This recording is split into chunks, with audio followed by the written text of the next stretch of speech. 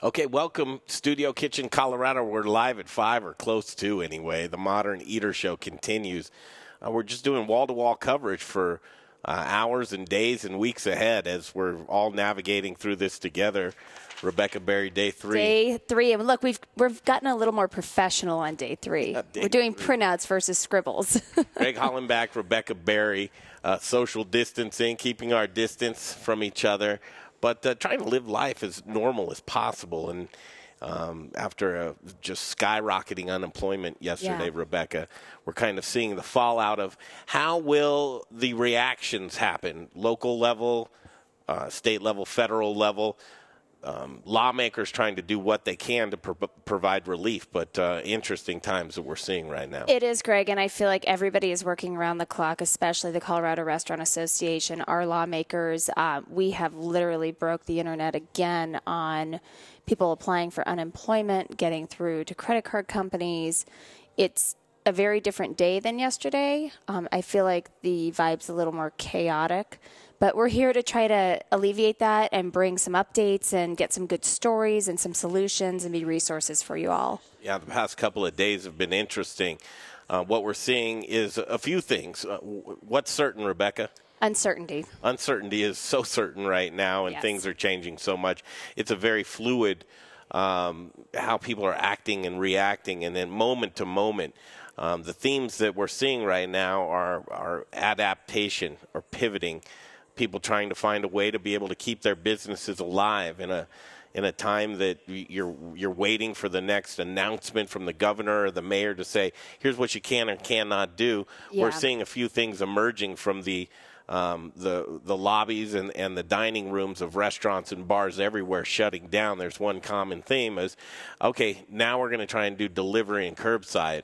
And it's an interesting thing to see how many people are trying to adapt their businesses to keep people around and employed.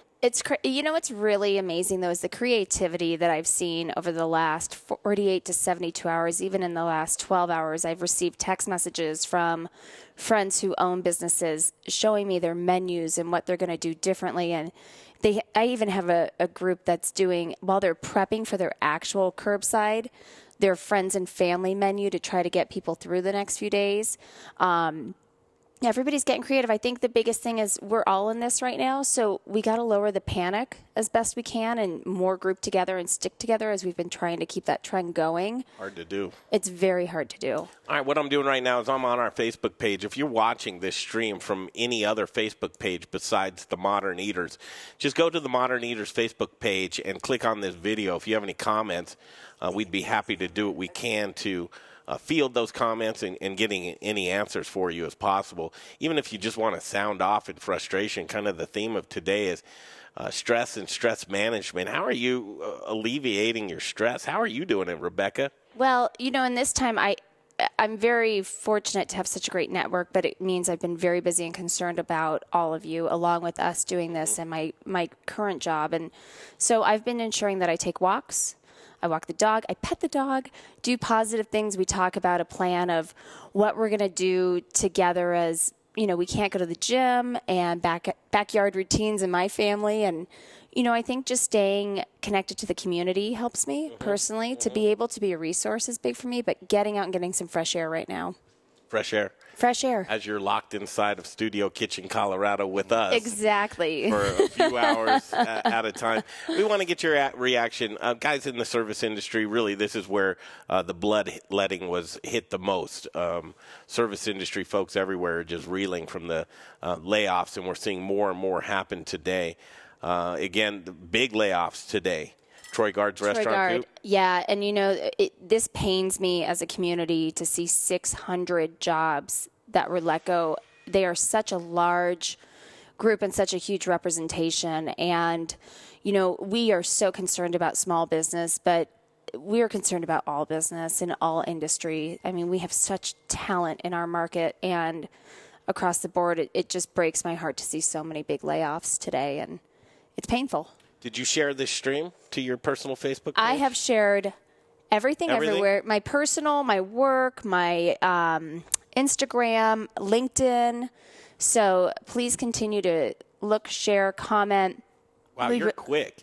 I'm still trying to share this to my personal Facebook page. Oh, this one. I just shared that we're going to be on and where to find us and the links directly to our YouTube and our Facebook, but ensuring that people know that to comment and to be a voice, they've got to go to our direct Modern Eater Facebook page. Do a recap of some of the guests that we've had on the past couple of days while I try and figure out how to share this stuff. We've had Jensen Cummings. We've had Jesucio Silva and his lovely wife. We have had Mark from The Goods. We've had Sonia Riggs from CRA. Talk a little bit about that interview that we had last night. And remember, you guys, these interviews that we're doing, they live also on our YouTube page. While you're there, you can join our YouTube channel. Yep. But on our Facebook page, the videos, we're doing these every single day.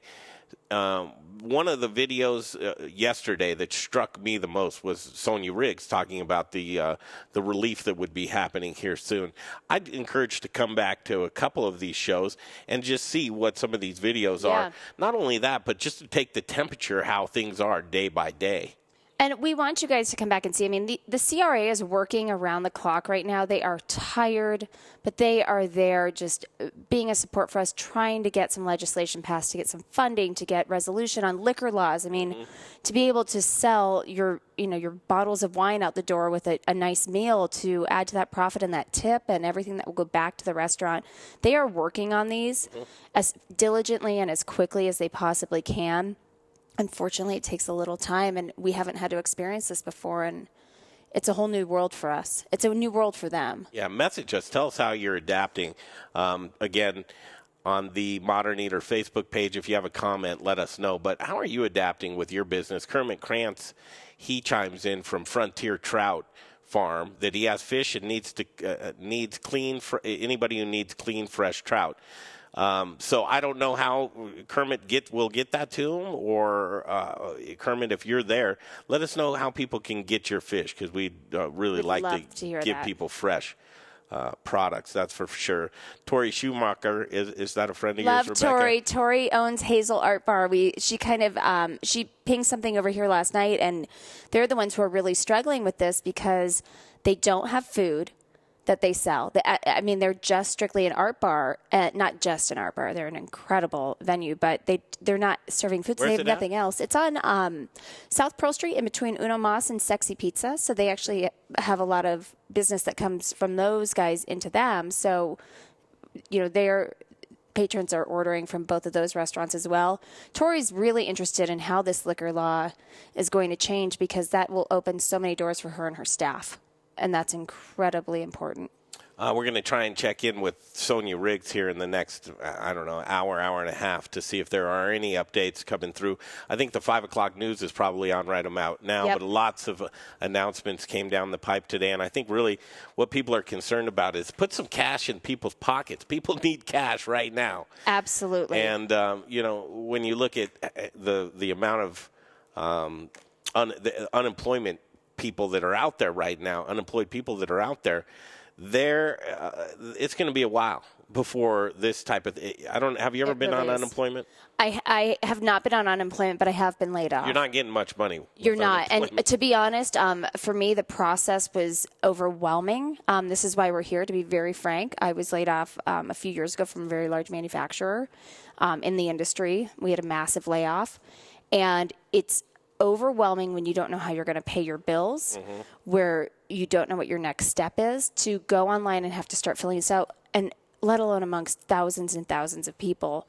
But the compensation for that is very minimal compared to what you make. So we have pushed out resources, and we'll touch a little bit more when we talk a little bit more about the CRA in a bit, just on what they're doing to open up the gates for everybody, and also to be an open platform for people to put who's hiring, even if it's not in our industry. We want our industry to come back to us full force, but we understand people need to get paid right now. And it will.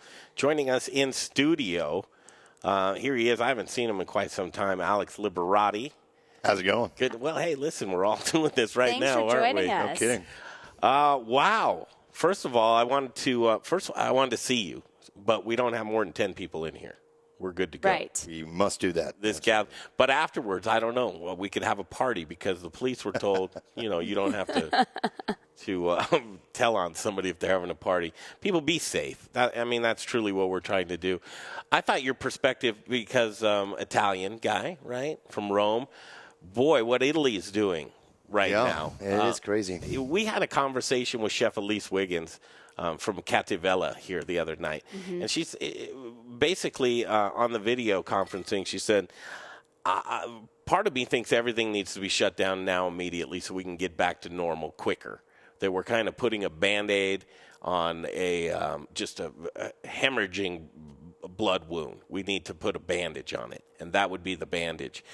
They're taking it seriously in a lot of places, and as you kind of feel like the walls are closing in on you. We don't have anybody in our group yet that has coronavirus or identified, or people say we're all going to get it anyway, or but it's just a race for information. It's a race but what we do know is everything's shut down right now. Yeah, well, the rate of growth of the infections in the U.S. apparently today at least is in the higher 20s. In Italy, it's around 15%. So the rate of growth here is higher. So I do agree with someone that says we should act as soon as possible on this. On the other hand, Italy has a sanitary system that really, how do you call that, healthcare system that doesn't really work efficiently at all. And so it is easily overwhelmed by even a very small uptick of people that have health problems. And that's why the mortality rate in Italy is in the 10%, while over here it's way, way less than that. And in any other country, actually. So that really speaks volumes of like the stress of how it is in Italy and why so drastic measures have been taken in Italy. Let's face it, I think, and I'm not the only one, because I was reading on the Wall Street Journal today that there was a memorandum sent to the president during his speech the other day, which basically was stating that we probably are going to face this for another 18 months. And the reason for that is because there's really no way out. The two way outs here are everybody getting infected and getting better, or getting a vaccine. So vaccine is going to take another 18 months to develop and to give to everybody. So the other situation is to get everybody slowly and intentionally. And intentionally, I don't mean on purpose, but in a safe way, get contagion, and in a methodical way. A methodical way, small part at the time, so that we can cure everybody with our healthcare system, and so that we can minimize the deaths possible. That's the whole idea of the curve thing, flatten the curve that everybody's speaking about. So, I feel that we don't have a forceful quarantine with policing the streets like it is in Italy over here yet, and that's probably a good solution so that we can, on the measure of the healthcare system that we have. So that's kind of the idea that I have. Of course, it's just an idea. I don't really know the facts on the health system over here. We don't really know what the real contagion is here, number as well. We don't really know if there's a lot of people who are just showing up more because we're testing more people, or, the whole spiel. So we're just going to have to wait and see. Yeah, what are restaurants like in Rome right now? Well, it's crazy. We also have some laws where you can't actually fire people. So that, although obviously that's one of the biggest concerns for everybody over here, is laying off hundreds of people, thousands and more. And it's definitely a big concern. But for any business owner, obviously, once you get to thinking, man, I got to lay off people, you've already been going through thinking, okay, how do I decrease my utilities, my tax payment, my rent payment, my loan payment, all the, the other big pieces that you want to chew up before going to having to actually cut people.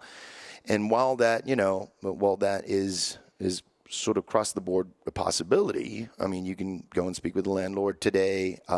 Polis was saying that there's going to be relief for people that can't pay their rent. And so, obviously, if there's a relief for people that can't pay their rent, there must be the relief for the house owner to not pay his mortgage on his house. And that's a domino effect. It has to be a cascading effect. So the same thing happens in Italy. And the fact that we've been allowed also to, because that's in Italy what we talk about, is being allowed to lay off people as well. That speaks a lot of what the gravity of the system of what Italy's going through. Mm-hmm. I mean, normally that would not be absolutely permitted. It's absolutely like against the law. What are they doing with their employees? They're sending them home, and we can't pay them. That's the thing, and we're trying to figure out how much the state is going to pay them and how much we're going to pay them. What if the jobs aren't there? If the jobs aren't there? I mean, when all of this shakes free and people can go back to work, some businesses won't reflect what they were before they close the streets down. That's so true, my friend, and I don't even think that people in Italy, for how rough they have it now, I don't think that a lot of people are going there with their minds. That's an interesting thought. So basically what they'd like to see is the bureaucrats would like to see everybody go back to work and all the restaurants look like they did before they shut the doors. They'd love to freeze it one day. They'd love to freeze this, put everything in pause, and that's what they're trying to do. But the reality is cost of living still goes on. Right. So, and it's so for employees, but also business owners. So definitely there's a lot of businesses that are not going to be able to survive this. And there's going to be a lot of people who are not going to find jobs later on. So you're still connected to a couple of restaurants in Rome, right? How do you will your restaurants resemble what they did before the doors were closed? Well, yeah. I mean, we're lucky we don't have any debt. And so we just had to call up our landlords and say, hey, we can pay you. And they're like, well, we got mortgage. Then you should find some relief for that because everybody is in the same condition. So they did. And the state's been acting a little bit on that, thank God. And we've been trying to freeze everything as much as possible. Is this situation sustainable for 18 months? Absolutely not. No. Not just for me, for like everybody. Right. I mean, imagine if this stuff is happening for 18 months and people are not getting paid. You can't do groceries. You can't do like anything. You can't afford the cost of living for 18 months. It's the trickle effect. And I said this yesterday. It's from the bottom to the top and the top down, where it's suppliers, manufacturers, it's the people who are cleaning restaurants. It touches everybody. I mean, we are the second largest industry to the government. And so to go on for 18 months, I don't even want to think about that right now. I mean, on day 3, I want to have a little hope still left that, we can at least contain this and squash it. It's not sustainable for 18 months. Well, the impact on business right now, people are starting to find out who their friends are. I mean, they really are. And people are getting out of their lanes. The lane that you were in and you were steady, and now it's that kind of like, now I'm a driving service. Now I'm, whatever the case may, a server, if you would have said to a server a month ago that, did you know 1 month from now you're going to be delivering pizzas? Greg, that's a whole nother level of workers' comp and so many other things that we'll get into down the road as we grow these conversations. I mean, it's not just we're going to throw our servers in a car to go deliver. We want to keep them employed, but as a business as a whole, that creates a whole different, issue on how to manage that workers' comp pay and how to report that to insurance. We're going to get some good information on that. We are. I might know somebody or two who can answer those questions. It's interesting with the amount of free enterprise. It's that double-edged sword type of thing. In the United States, it's survival of the fittest. It's capitalism. It's get out there and get it. In times like this, it's interesting because it struck me when you said, well, we're just trying to freeze things in Rome. We want it, we can't fire anybody because of this. They're all supposed to go back to work. That would mean that the businesses are going to look the same. Businesses are shattered at this point. Well, but it's also very different. I mean, one thing that Italy has going for it, and we have really very few amount of things that go for us, I have to say, unfortunately. But one of the few things is that our economy was already dormant before this happened, and the basis of a dormant economy is that no one's been investing, no one's been growing on debt, and no one's exposed to grow on debt. And so that's the difference in scenario that we have over there, and that is something that I wonder about over here.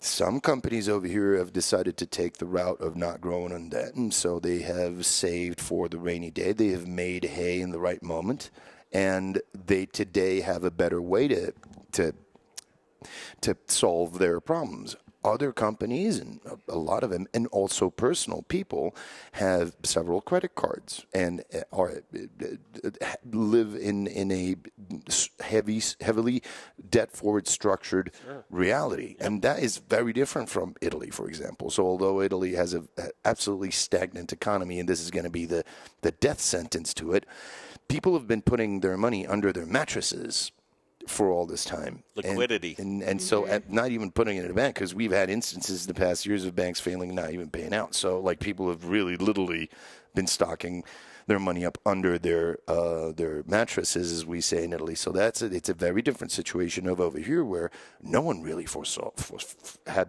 the possibility of seeing this happen. Right? I mean, unfortunately. And now you're making some move. You're expanding. Your business is going great. You're like, okay, let's make this leap. Let's get this loan. And then this happens. I mean, this is potentially very worrying from a business side point of view, even so. I love your business perspective. Thank you. And, no surprise, it's public knowledge that your place, Liberati's, has closed its doors before this. This would have for sure closed your doors because you closed before this, but things were tough beforehand. Things were very interesting, especially in Denver. And it was. I told Brian Freeman, our colleague Brian Freeman, was in here yesterday. I said, well, it might be a little too soon. It was day 2. But he asked the question, I can't help but think that there were already too many restaurants here in Denver. Is this doing that thinning process that maybe couldn't have been avoided in the first place? Well, I mean, I don't know if it's a good thing that it's doing a thinning process, but we definitely know the fact that Denver has been growing, and a lot of people have been banking on the growth, right? So everybody's been speaking about it's saturated. Well, it wasn't really saturated, but it was designed for a lot of people going out, a lot of people having the resources to do so. So let's say that the 18th of May, this quarantine finishes, right? It's not that they're going to open the gates and people are going to flood to restaurants again. It's going to be 70% of the volume that it was before, because people are now going to have to front the debt that they accumulated in the past 2 months because they had to tell their landlord, hey, man, I can't pay you in total. And they can't go out as much as they could before. That, if you decrease from 100% of the business that you were getting before to a saturated market in Denver, and I don't even think it was saturated, but definitely it was, you needed to have your restaurant full to operate. You decrease that to 80%, 70%, that's going to be unsustainable for some people. And it's not that 70% of people that are going to be continuing to go out will choose their restaurants, and only 70% of restaurants are going to be full 100%. No, that's going to be across the board. People are going to be filling all the restaurants that there were before at 70%. Everybody is going to have 70% of their businesses, and that's going to be a challenge to make them work, with rents that continue to go up, with the property taxes that is not going anywhere. We saw our property taxes raise 43% this year, 43%. Yeah. And I'm like, well, okay. And this thing happens, and, no one's really doing anything for it. There's not even talk about removing that use tax. I mean, these things are really not going to go away, and that's what is going to create the crunch. So unless there is the authority, the state, or federally, someone who comes and intervenes in this area and can reduce the fixed costs that restaurants have, we will go, I feel, in a scenario of saturation.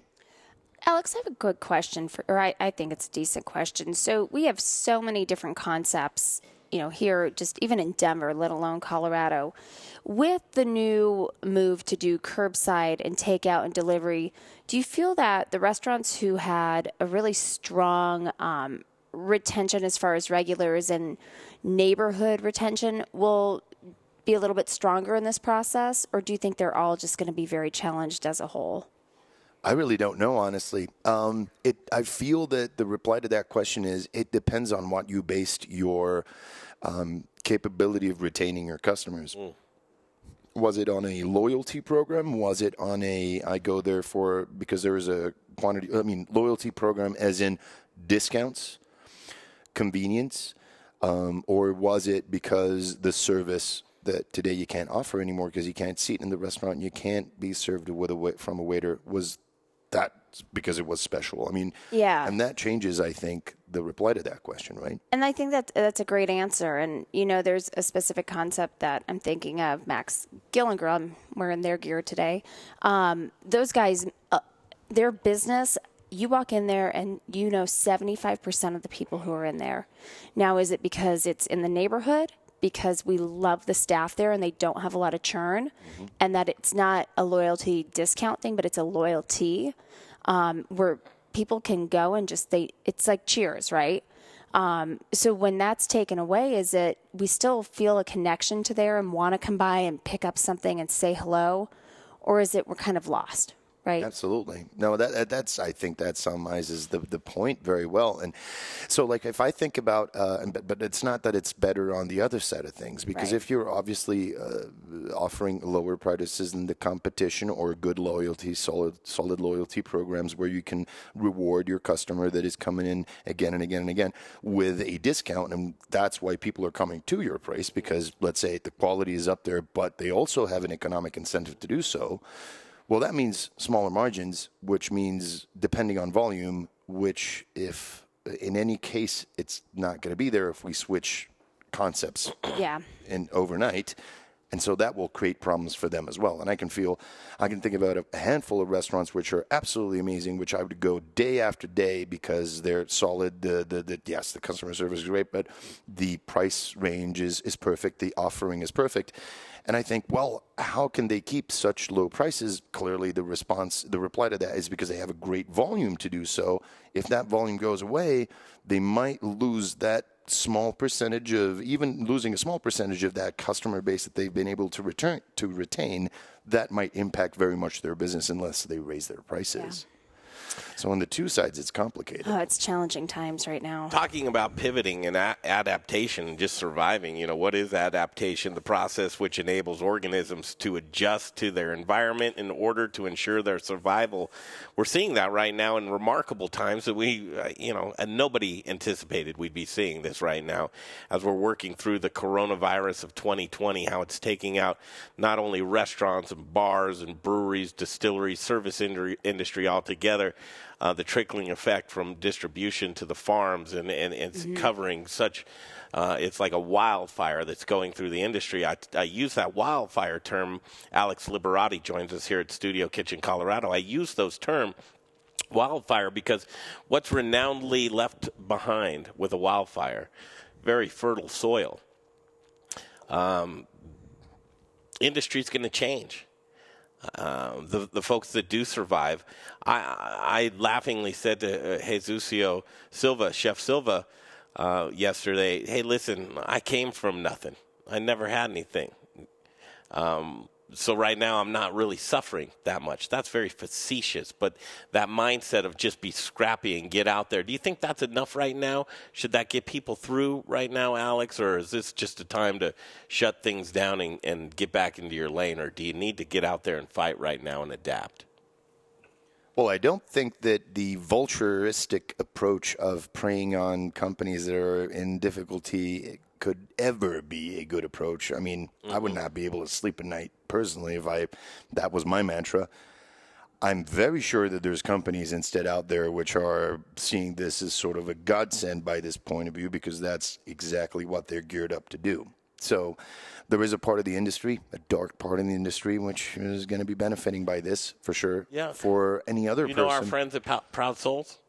Oh, I remember, though. They're great people. Yeah, you want to hear what they're doing to adapt? What they're doing?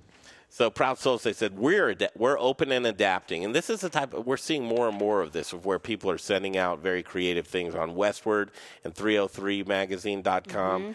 And also with 5280, they're compiling lists of what restaurants, bars, even breweries, and we're going to check in with Ryan Evans from Brews Beers to talk about what breweries are able to do. But here's what Proud Souls is doing. Like many of you, they're taking steps to adapt to new circumstances to protect the most vulnerable amongst us. They want to do everything that they can to migrate the spread of to mitigate the spread of the virus. I was like, to mitigate the spread of the virus. Also meeting the new ideas with their customers. Here's what they're up to. Now they're offering free local delivery services. This is what's cool.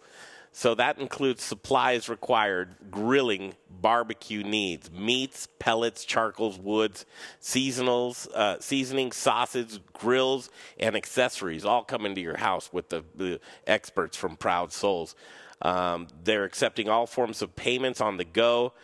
You can get your shopping list together, curbside parking, and load up at their place if you'd like to go on. They're right here on Federal and 25th and Federal. Their classes are suspended for further notice. These are the types of guys that get innovative. It's like, okay, we can't do a class in session and have everybody here. Let's stream do a web one class. Yeah, for sure. Well, that's what we were talking. Yeah, I'd love that. So they're going to stream classes. Obviously, a lot of people are selling gift cards right now. Gift cards are a little scary to me. Too scary to me as well. It's not the solution. They're scary just because you hope that the business will still be around. Well, if you're buying a gift card, think of it as a donation. Yes, is all I want to say. Yeah. And I don't see it as scary from the consumer point of view. I see it scary as the seller point of view. Well, if you go under and you have gift cards out there, you're not. Well, I think our reputation too. We as an industry as a whole. I mean, we're always going to have a few bad apples in any place, but I think we really care about our reputation because we're going to have to do business somewhere at some point. And if I'm that fearful that I may not be able to recover, I personally don't want to push out. I'd rather take it as a donation to my staff and say, hey, please know if you guys purchase a gift card and please know you're donating to the staff right now is what this is going to, and be very clear about it. Not necessarily with the expectation that we know what's going to happen. Yeah, I think that's very smart. I think that for me personally, I would not bank on gift cards for the whole reason that when I don't think that this is we're going to wave a magic wand that this is going to go away. Mm-hmm. It's not going to be that for a miracle at a certain point this is going to disappear. This will be a crawl out of this situation, and then we're going to start getting up and then eventually running. But it's going to be a lot of time that will take us to get this service industry out of this hole. And to do that, we have to prepare not to redeem that card in 2 months, because if we're now redeeming that card in 2 months, and I've sold 2 months worth of product, and my at a lower price in order for me to sell a gift card, and now I have to, and I've used actually all that cash at the moment to pay other things. Exactly. Now in the future, I have to buy product to be able to sell, which is going to raise my cost of goods. And in a very delicate moment when I'm just trying to get off my feet, now I'm going to get hammered by people that are going to come in with gift cards day in, day out, supporters that I want to treat really well because they've supported me in bad times. And that's just going to create havoc. But you're losing margin. It's like Brian said last night, the cost of cucumbers is exponential. It's insane how much that's gone up. So as you're saying, when people come in, they're loyal. They want to come back to you. They've been cooped up at home. They choose to come back to your concept. But now you're taking the hit on the food costs. Yeah.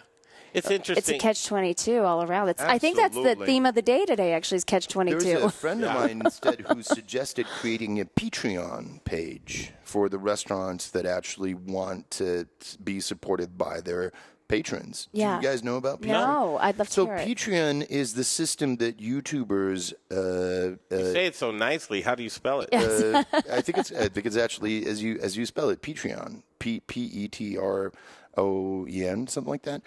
And it's you could just if you just Google Patreon on YouTube, you'll find it out very easily. It's the system that the majority of YouTubers use for donations. So you become a donor. The people know the people that you're donating to know of your existence, know who you are, can reach out to you, can then thank you in different ways for your benefit. And it's really about just the donation kind of thing. But if you have 10,000 people donating even $1, I mean that does make let's a big think about change. this. Who's making money right now and who's not making money?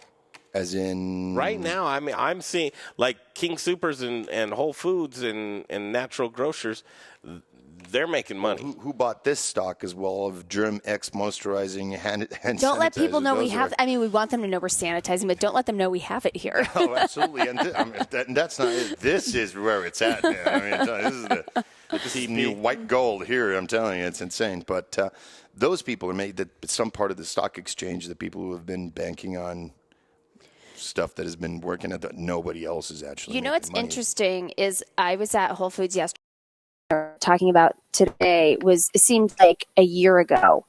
And the cost of meat and all of that didn't really skyrocket. They're not doing their prime discounts like they normally do. They normally have ground beef with an extra 10% off or a prime value, just as an example. So they're also watching those costs themselves, though. Compared, to, I don't necessarily think they're trying to, and they may be, but I think there's just such high demand. Well, you were saying about it before, right? So the service industry is the biggest industry that's getting impacted. First of all, it's the Right. first industry that gets impacted by this whole thing. Then, though, there is the manufacturing. And that manufacturing, which is in a certain way, and also, I mean, Amazon is probably bigger part of the manufacturing, at least part manufacturing and part delivery and part retail. So then, and service. So, and then that eventually that will impact as well the raw material producing industry. But as soon as we see the impact go into the manufacturing, that's going to ripple back again and echo really through the whole system. That's going to be challenging. Okay, here we go. We've got a guest online here. I want to bring to the table. I was having a conversation with Mark Antonation from Wolfsburg today as they're trying to do everything they can to get out their best of issue. Yes. And the best of right now, when it is the worst of, as we reset, Alex Liberati in Studio Kitchen, Colorado with us as we're hunkering down on day 3 of very interesting times as we're broadcasting as much as we possibly can to be that beacon in the night. We really are. We're keeping the light on for you, and we want to check in with innovative people that are pivoting all the time, because right now the name of the game is adaptation and just trying to survive during these very stressful times. Blaine Bagale, how are you? I'm doing well. Great to be here. Thanks for having me. Yeah, good to see you. Please introduce yourself and what you do, Blaine. So I'm more known for tacos and rice bowls with the Adobo food truck. We started about 3 or 4 years ago and have been all over Denver doing tacos, rice bowls, egg rolls. And through that, through that experience, I've met a lot of other food truckers out there. And we have all some common sentiments on some things. And so we decided to come together and build our own community of cooperatively, friendly competition as the mindset for our group. And so we started a group called 8 Mile High. And so those are the main 2 things that I'm doing these days, is working with the Adobo food truck and working with the food truck community at large. We have about 100 different trucks in our group. And we do everything from office lunch schedules to private catering, food truck management for large events, and other things like that. Fantastic. Wow. Thank you for joining us. We're going to just kind of do the first blush as everything's changing so quickly. Yesterday's truth is a lot different than today's truth. I don't even know that we know what truth is anymore, but we're definitely trying to pivot as much as we can, be there for each other. We're finding out who our friends are, and we're just adapting as much as we possibly can. At first blush, what are you seeing, Blaine? I'm seeing a lot of individuals seeing their next 2 to 3 months of income completely disappear. With this industry, we are going into the busy season in the next 2 to 3 months. And so for a lot of businesses, they've made that capital outlay either by paying for event fees, products, staff, training, those kind of things. And so a lot of them are seeing their legs cut out from underneath them going into the busy season. And it's really tough. Personally, and a lot of other trucks are experiencing issues with logistics. For example, if you can see, I have rice in the back of the truck right there, and I haven't been able to get rice for the better part of 2 weeks because of the logistics and things that are happening, with distribution centers and other things like that. So there's a lot of hiccups, but with the closures, with proactive, safe steps that the community is taking, we're finding that we're in the perfect position to provide a safe and sustainable way to feed people through this crisis if it does end up being a longer term situation. A new mandate and a new regulation is minute to minute. Can you give us an up-to-date analysis of what is happening with food trucks and what they're able to do and not do? Yeah, absolutely. So regulation-wise, the locations to go to were not exactly very clear. So a lot of trucks gravitated towards breweries, public lunches, and things like that, where now you're seeing a lot of those things evaporate. The breweries are gone, the lunch options are gone. Some are still there, but the trucks are having to scramble and completely find new tactics and strategies to find people and to stay in business. Blaine, I have a question for you. Actually, if you don't mind, Rebecca here. It's nice to officially meet you. What are thoughts on, kind of populating around the neighborhoods now where people can't, it's the same thing as kind of curbside and carry out, populating around Wash Park, Highlands Ranch. I mean, I just throwing out a People few. want trucks in their neighborhoods, so they don't have to go far to get food. I mean, and go to that, the madness. and then the posting store. essentially on like Nextdoor and kind of taking a different avenue. What are your thoughts there? So with the zoning, it's prohibited to be in any residential neighborhood. Okay. See, we don't know a lot. We're asking you for the. And why can't that provision be lifted? Well, that's something that we're having high-level conversations, and that's what I spend my time now. Where I spent the first 3 years grinding, washing dishes, cooking food. I now am holding those meetings on behalf of Eat My Line food truck community, working with lobbyists to try and get the people in the position to understand some of the struggles. So going to the residential neighborhoods, doing those kind of things, we are basically trying to take the best approach and break the rule. So is there a delivery option? Are they delivering from the food trucks? Like if it's a delivery? Yes. We're getting creative here. Yeah, we've got so it's all about how you're going about it is the, way to PC say that. And so the things that you can't do are served to the regular public at a park. So what we're doing, and, if I can take a step back in 2007, I was the F&B director of Folsom Field and was able to work at Mile High Stadium a lot for a lot of Bronco games and learned a lot about large-scale events.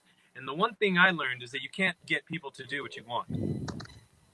End of story, no matter what. They're going to do what they want. And so with these curbside pickups, I really don't feel like it's a safe option.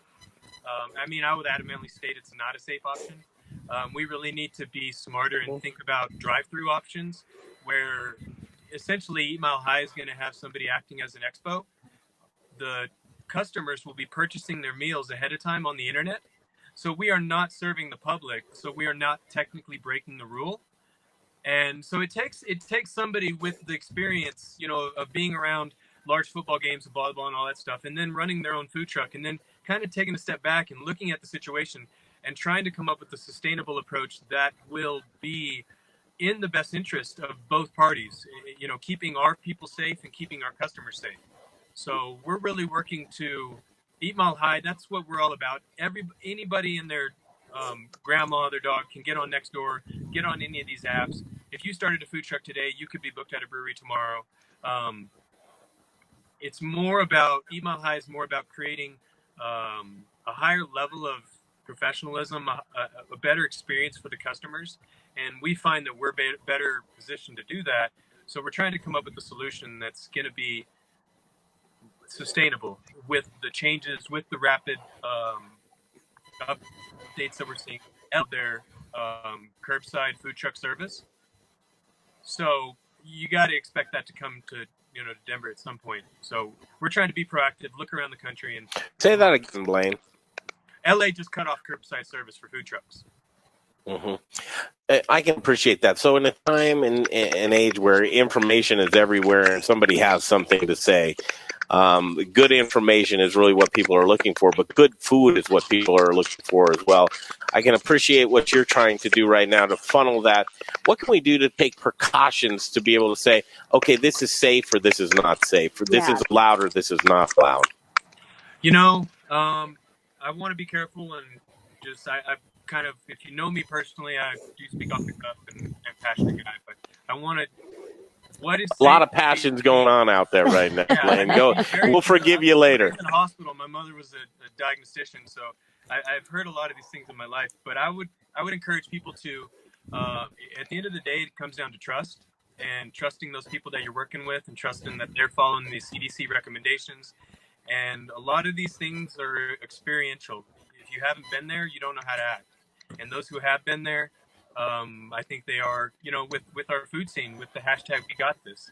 A lot of the senior food and beverage professionals in our town are coming together to try and rally the community to be positive, to take practice steps. And at the end of the day, I think accountability amongst ourselves and communication, open communication about the world we're living in, and just being upfront and frank and trying to be real solutions that'll work. Because too much often is BS, is PR and BS, you know. And in times like this, where things are real, we got to really, we can't waste. We don't have that luxury. You know, Blaine, you said something sustainable, and I think that is a huge word right now. Is how do we make this sustainable, and we create that trust and give this some longevity. And I think that's also why we're trying to do. Do we need that? Do we need that, or do we need just something, an intermittent plan? Do we want to just get back to the way things were, or are we needing this adapting, Blaine? Well, that's a really good question. I don't think that the world we live in will go back to the world that it was 2 months ago, 3 months ago. The bell has been rung, and with food, I think people are a little bit less quick to forget. With their money, I think they're a little different. TARP, we gave out $700 billion for this most recent incident. We have already allocated 3 times that. And so it's a grand, if we look back at 2009 and say the financial crisis will be something that we'll always look back on, and it'll be something that a lot of people form they live their life based on the things that happened during that time. And I don't think this is going to go away quickly, and I don't think that people will be comfortable to go and sit on a chair and then put their hands on a table that is made of wood and then touch silverware. That there's a lot of little steps, and so I was raised. I love restaurants, but I think that we really have to. I don't know. Fast casual came to town and really shook things up, and it's hard to say. And I hate to keep doing the reminder of day 3 out of who knows how many, as it seems like we're suffocating and the walls are closing in. More and more of us, we don't really have it within our known community folks with coronavirus, but what we're being told is it's coming for us. Yeah. I'd like to see when a manufacturing operation, what's their protocol going to be when it's inside of it's protection, keep everything out. But what happens when this virus is actually on the inside, or it takes one food truck to make the scare happen through all of the food trucks? It's going to be a very interesting time in the days ahead. I don't know how we can prepare for much, but what's on the pivoting points ahead to just keep the food flowing right now? I think it's those with the experience to know what to do, to take those steps, to have the vision. 6 months ago, I stopped going to breweries and anything like that. I started making these shifts just for other reasons, but I think the pivot is going to be an extreme sense of teamwork and community and looking out for each other and trying to share best practices in ways that we can all keep going. There are innumerable pitfalls that keep popping up, and I think it's just a matter of all of us banding together and realizing that it's a friendly, competitive industry, and that's why Eat Mile High. That's why I'm so passionate about that project, and I feel like it's the coolest thing I've ever been part of, because our group of trucks are just like Eat Denver and the restaurant. Someone's eyeing your rice, man. You may want to turn your. Come on, man. Get off the rice, brother. I get about like 5 miles. We actually just passed emissions today, 4th try. It's a nice truck. I like your truck. Blaine, we're going to let you go in just a second here, Blaine. Thanks for your time. Eat Mile High, and I appreciate that. Alex Liberati's here at studio off camera. I don't know if you can see him. Alex, you've heard this conversation. Anything you'd like to add to that? Well, I think that a lot of that makes a lot of sense. The fact is, as we were saying before, a lot of this is going to happen out of necessity. So Right. we were speaking about advocating for a third party that it can be the expediter in a certain way of what the trail that the food takes from a restaurant to the curbside. I think that is genius. I think that's absolutely right.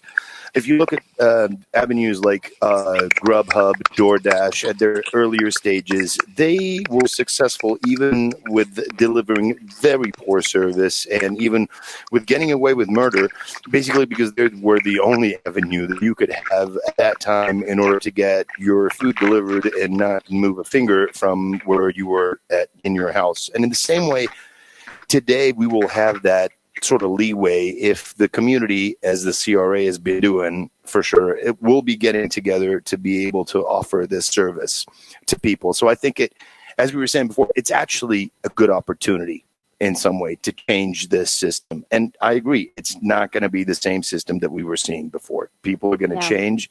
It definitely is going to be depending on how much time this is going to go on. People adapt to things after a little while. But this is so dramatic in a certain way that it will be a shock, like in 2009. Absolutely. Mm-hmm. Blaine looks a little distracted. What are you doing there, Blaine? The rice, bro. He has a new friend. Blaine, can you still hear us? I think Blaine lost his microphone. We can't hear you anymore, Blaine. We had a couple of Facebook comments. He's like, oh, no. Oh, there he is. Blaine? Well, Tori Schumacher said I'd absolutely welcome a food truck to park on my block. Neighbors would love it. And that's coming out of a little bit on the east side of Wash Park. I've had people comment to me, just right here. I could go to some of these comments, and people want to do getting some food trucks to come to our neighborhood every week or so to break up being home. Like ice cream trucks we have very close in the hood. People are wanting food trucks to come to their neighborhoods. That's just what's happening right now. I think Blaine's gone, right? Is Blaine gone? Well, the problem seems to be the aggregation of people in front of the food truck. Yep, there we go. Kind of. I think we were lucky enough to get what we did. I think so. Yeah. Thanks, Blaine. Thank you, Blaine. Interesting. Keith Segura on our Facebook page, he says, there are certainly a lot of food trucks that need a deep clean well before this event. I hope they recalibrate and become really presentable after this. Interesting point, kind of a backhanded compliments to have. Blaine wants more.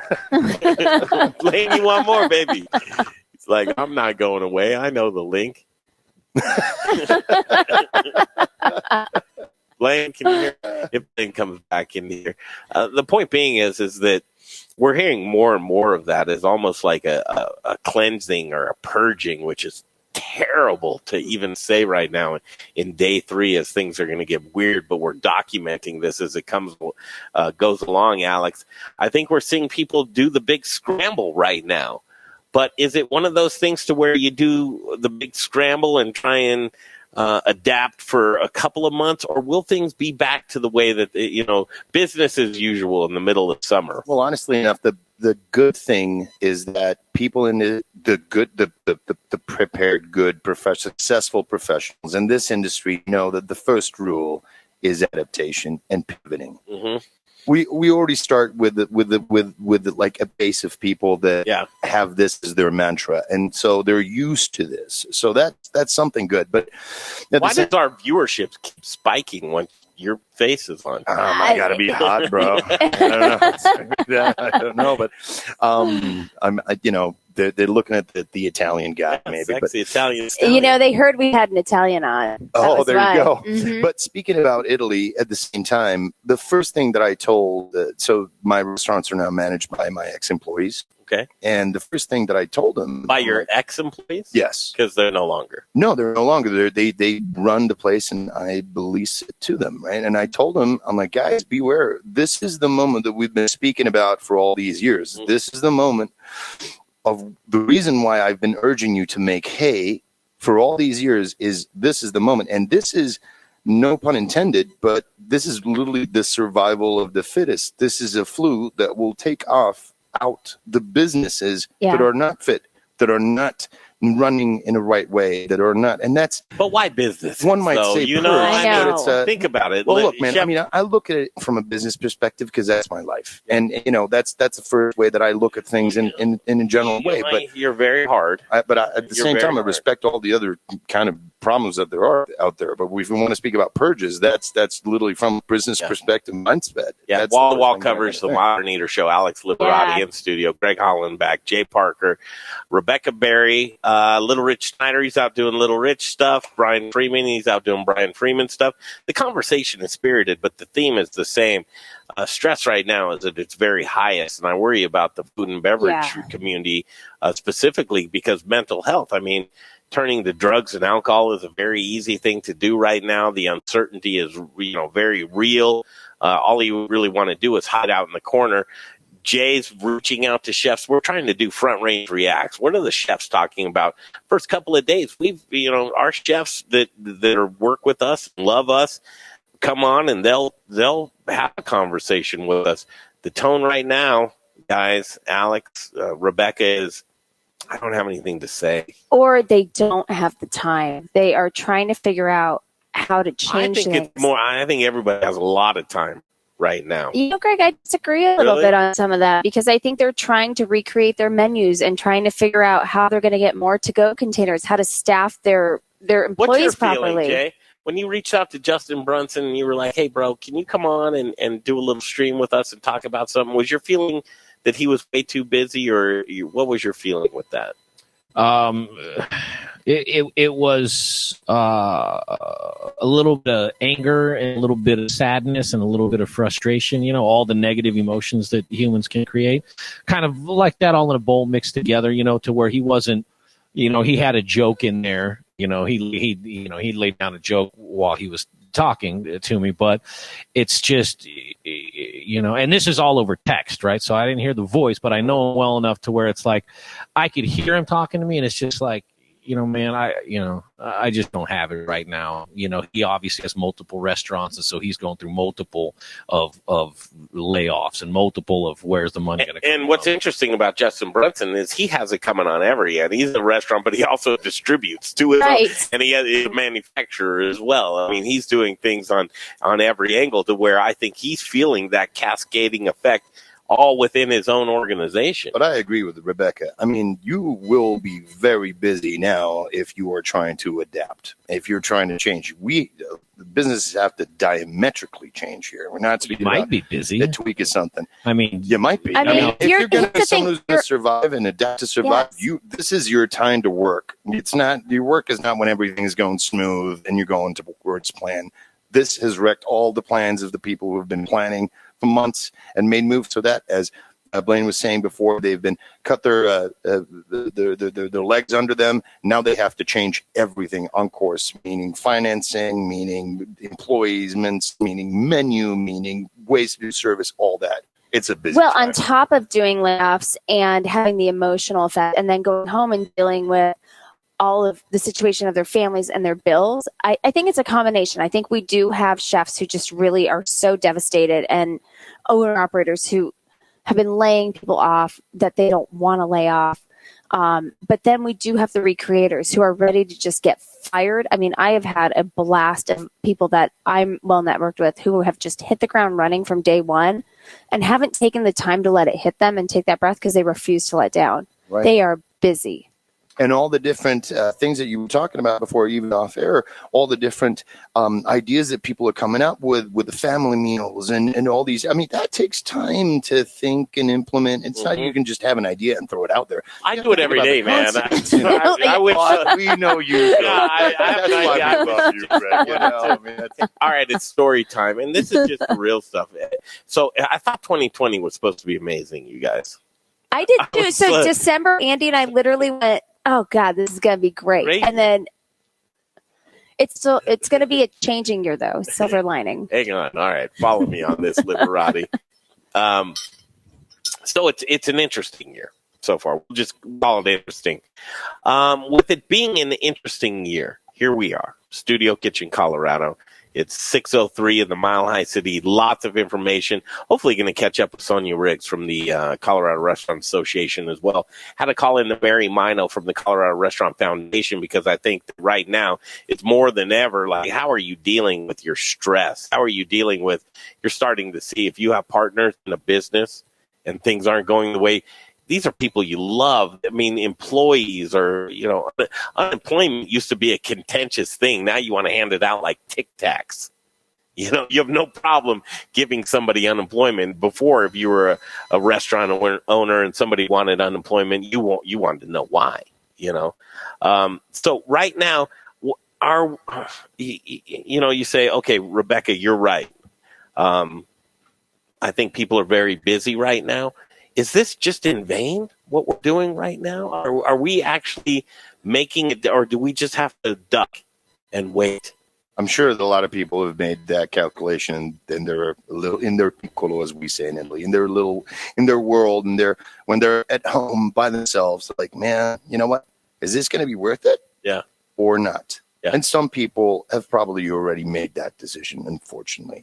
And there are some who have said, you know what, we're tired. We've done this. We heard about a top restaurant in New York yesterday that just said, you know what, we've done this for 36 years.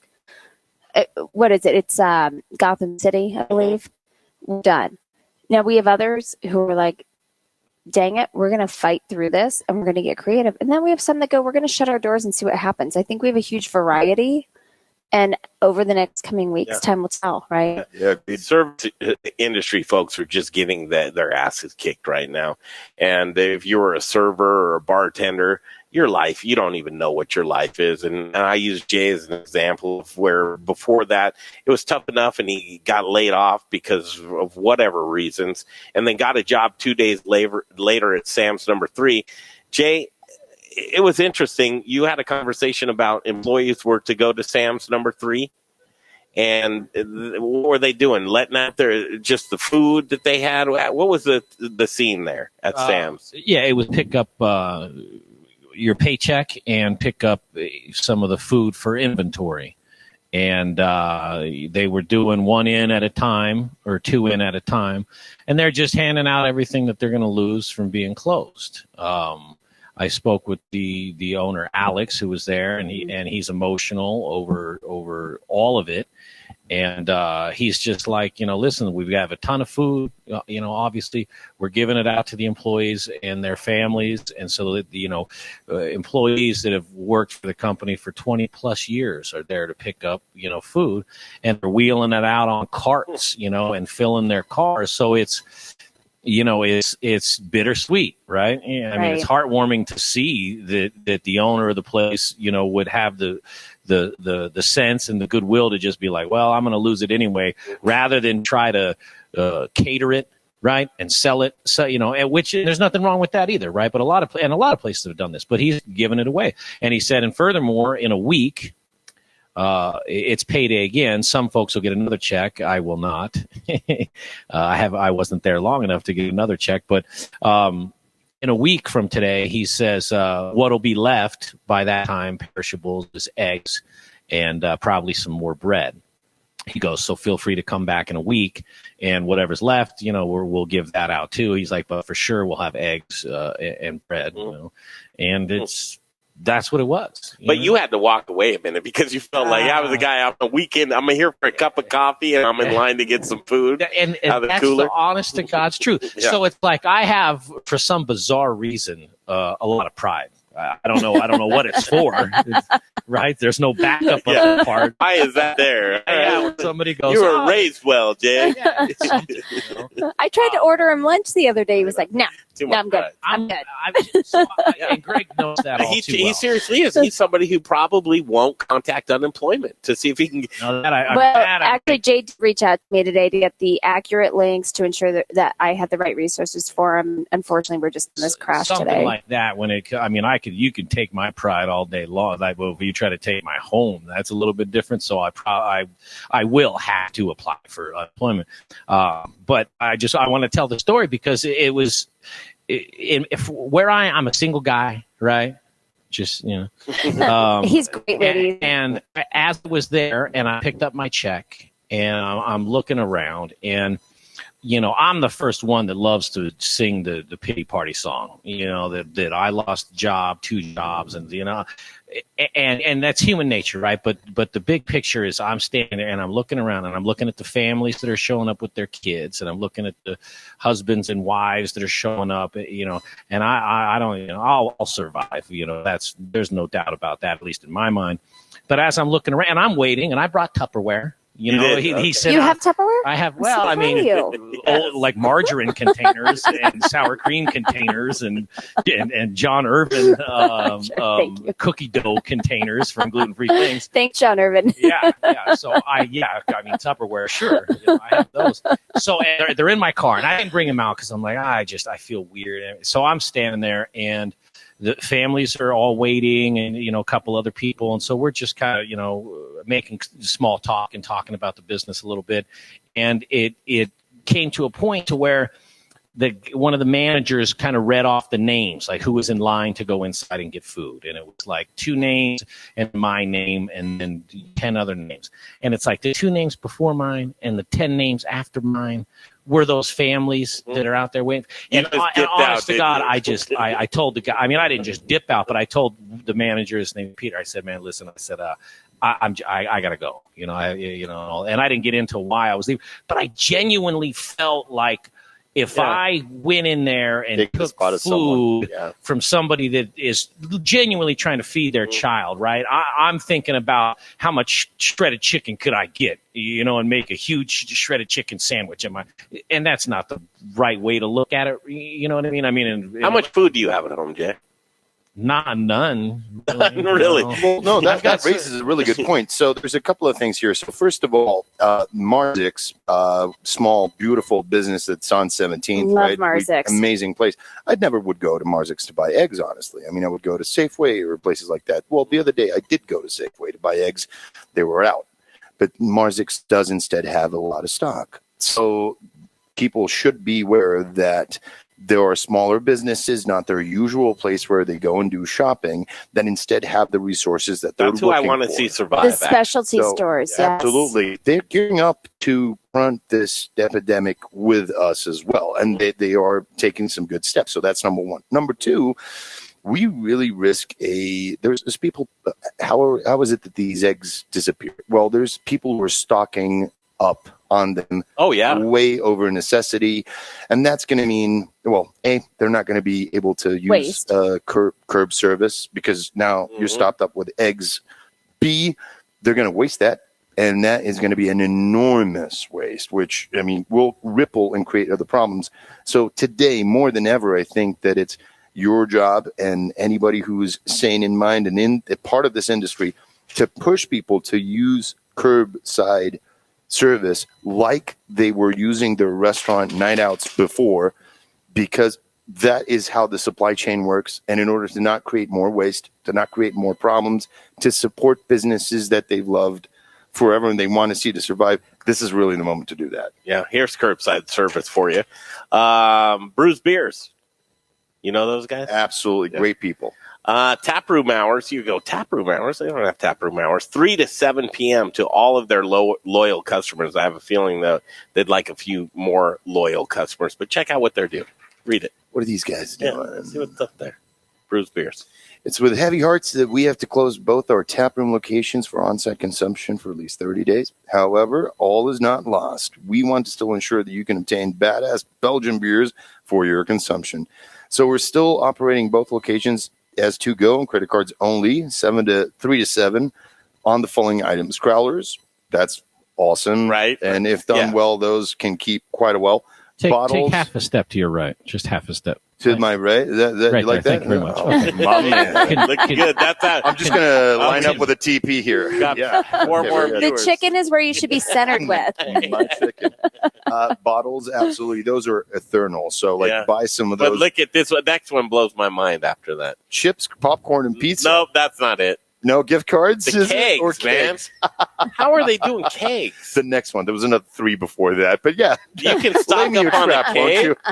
You can stock up on a keg. Well, I mean, there's a lot of people who have keg systems at home. I say you a lot of do, people love drinking beer at home or too, especially in stressful times like these ones, right, Rebecca? Exactly. And so, why not?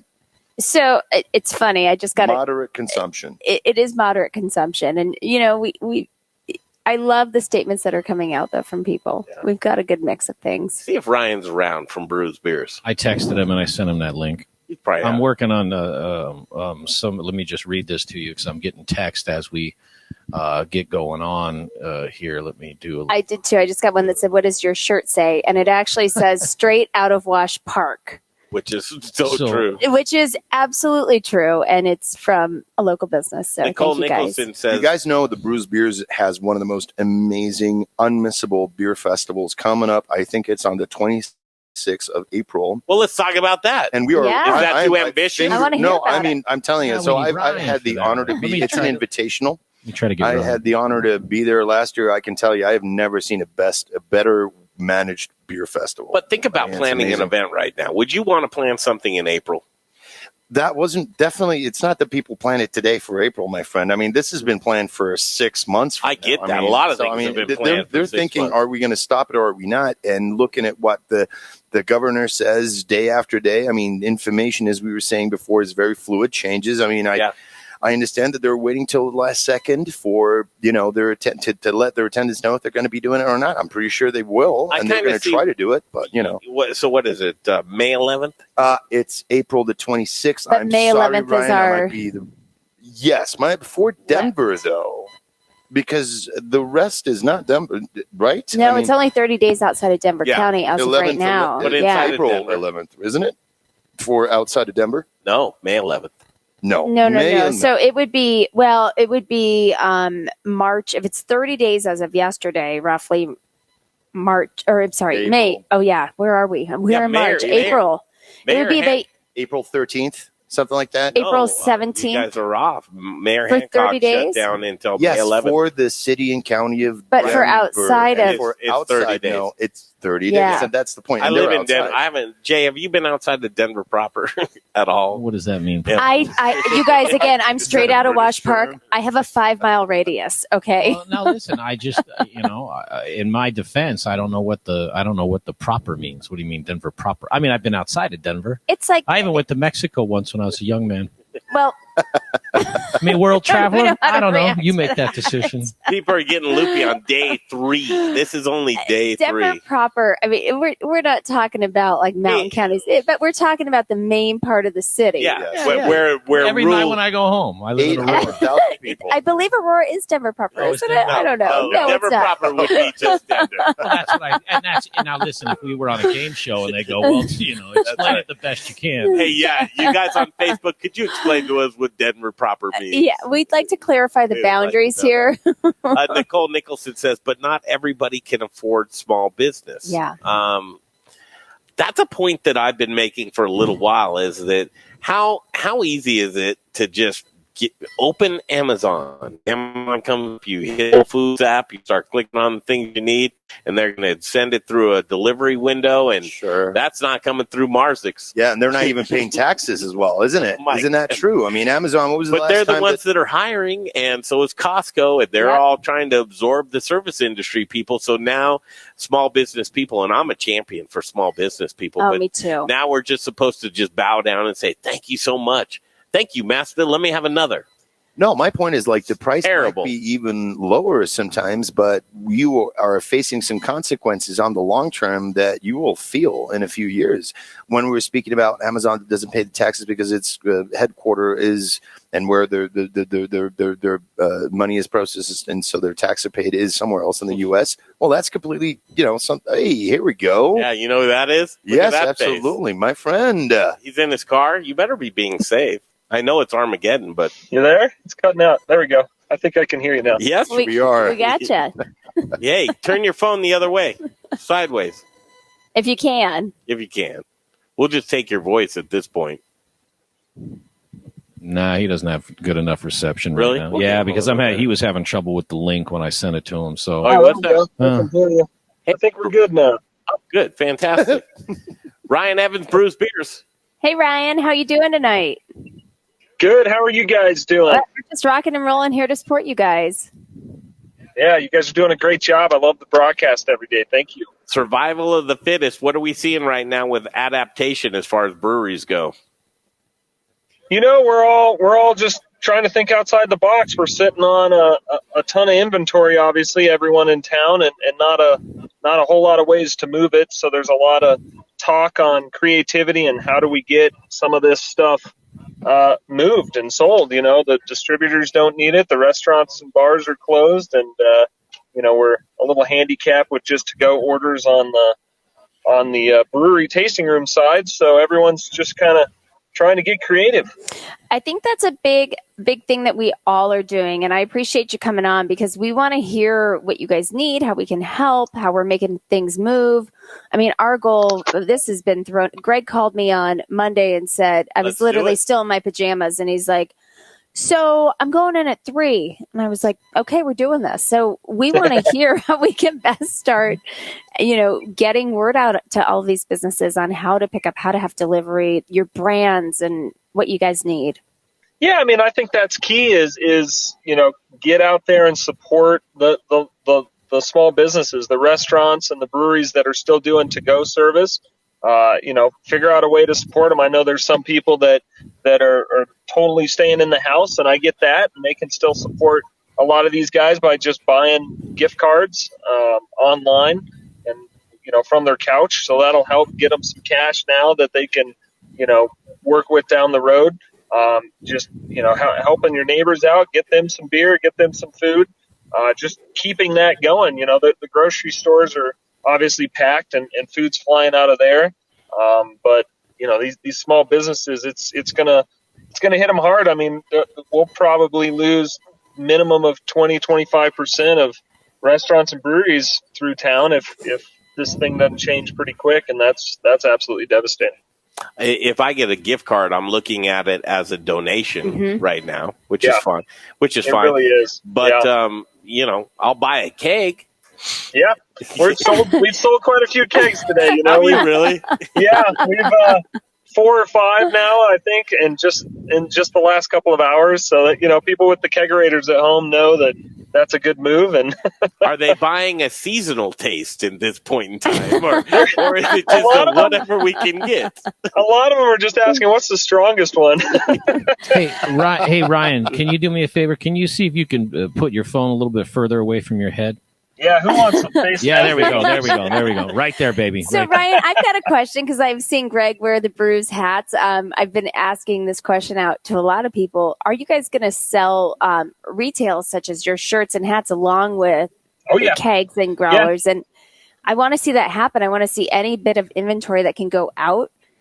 And I think we should really start looking at gift cards as a donation to the restaurant or the brewery or distillery, right? It's tough because a lot of it, I would never ask that from a service industry person to donate or buy a gift card or anything else. But there are people out there that are still making money right now. Well, I have people who are not necessarily 100% on the service industry joining, who have been in the industry at some point, though, joining a feed.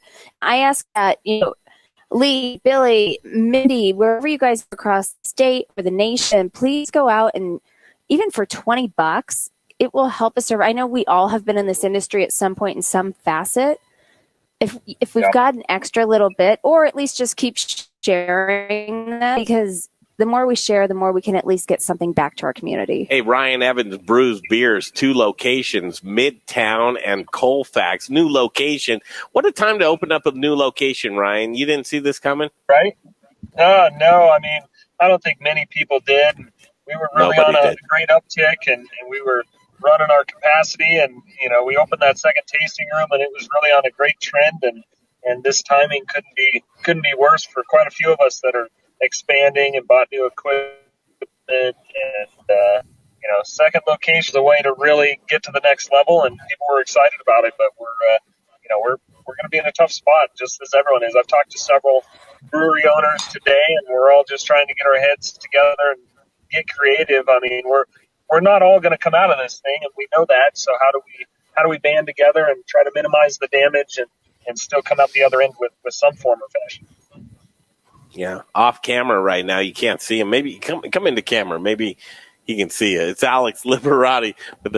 So just so you know, he's here. There How he are is, you, my Alex friend? Liberati. Ryan, how's it going, man? He's good. I am absolutely looking forward to that festival, man. That's going to happen, isn't it?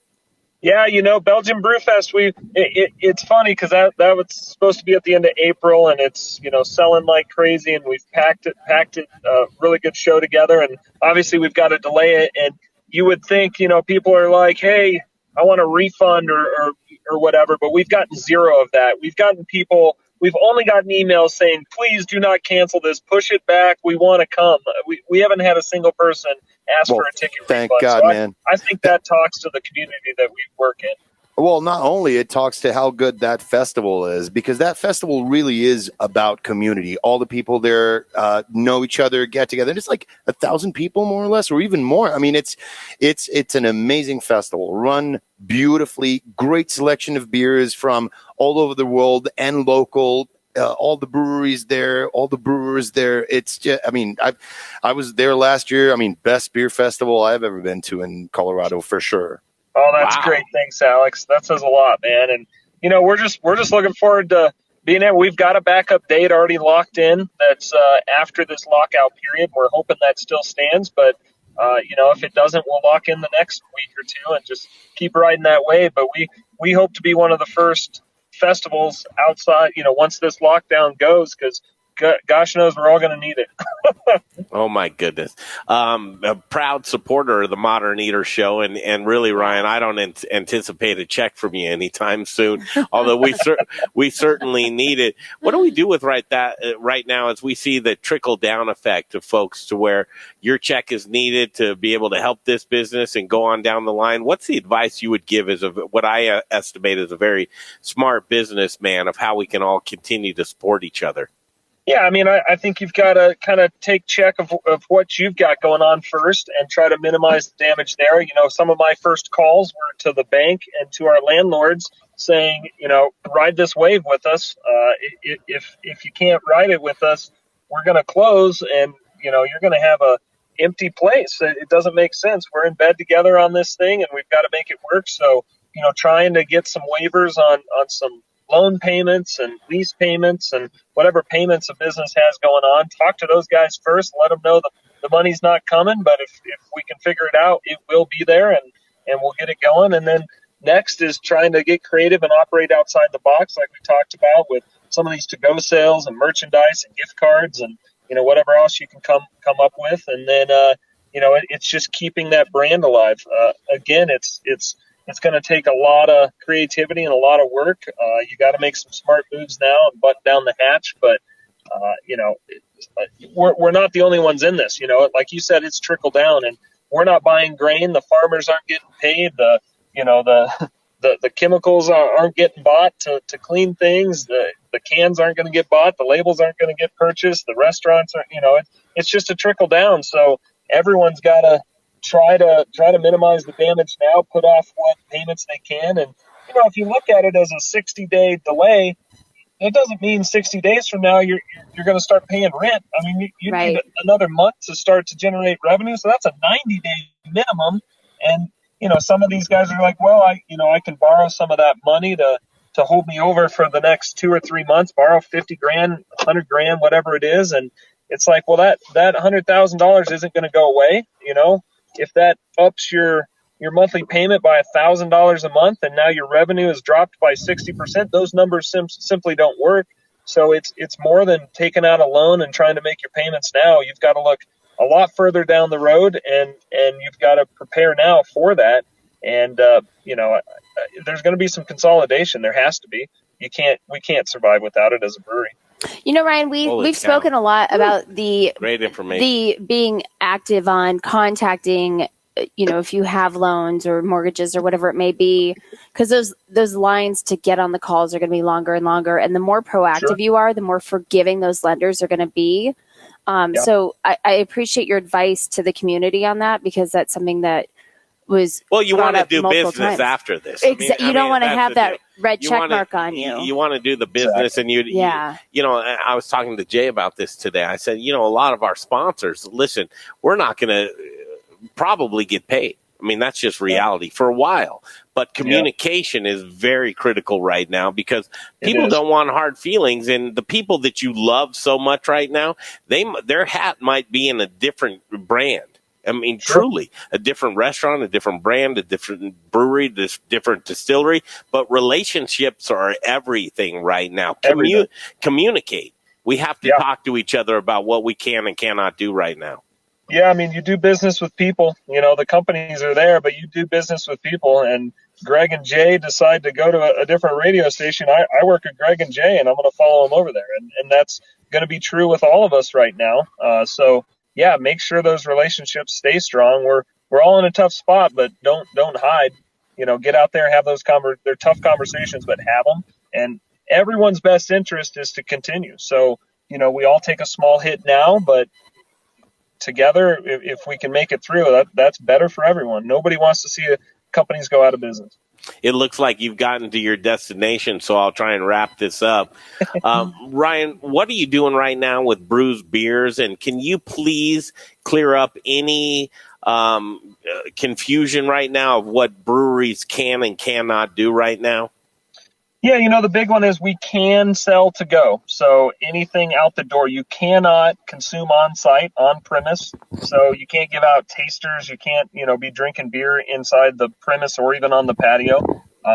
But they can come inside and buy the beer and leave, sealed containers. So you can't buy it curbside? You can't just pull up and just throw it through the car window? You can. There's some leniency there, and I don't think they're going to regulate that. And so we're doing some curbside service if people don't want to get out of their car. It's that's acceptable right now. It seems like it's kind of a gray area, but it's acceptable.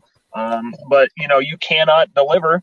The only people that are licensed to deliver in town are certain liquor stores that have a delivery license, and already. So you can work with those partners to try to deliver your beers, but you cannot deliver yourself. Alcohol. Restaurants are free to do what they need to do. They can do curbside and to go, but so it's just getting creative on what you can push outside that door of yours and minimize the exposure inside. I mean, people are very aware. We've got.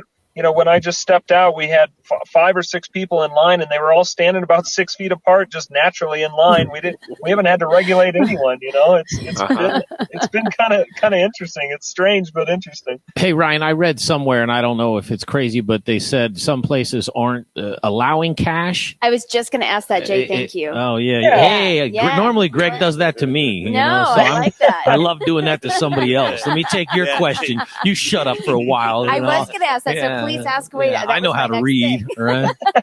What do you know about that, Ryan? You're right. I mean, there's a thought process behind it, just minimizing what you touch from anyone, right? And so we did go to cash basis for 2 reasons. One, we don't want our people touching the cash just in case, just minimize that exposure. But 2, we don't want any cash on hand anymore. You've got businesses that are running reduced hours.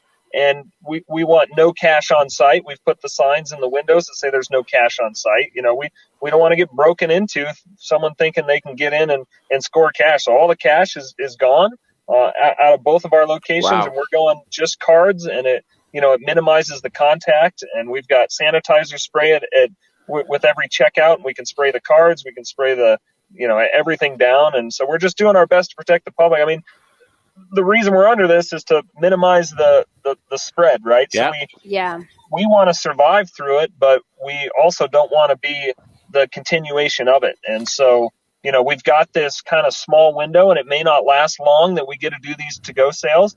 If they start to, restrict non-essential businesses, we'll be shut down completely. So we're trying to do everything we can to minimize the exposure and maximize this opportunity that we have for as long as we have. And it may go away tonight or tomorrow. That's the reality of it. So we're going to ride the wave as long as we can. And then, if they do pull the plug on it, there'll be entirely different conversations to be had at that point.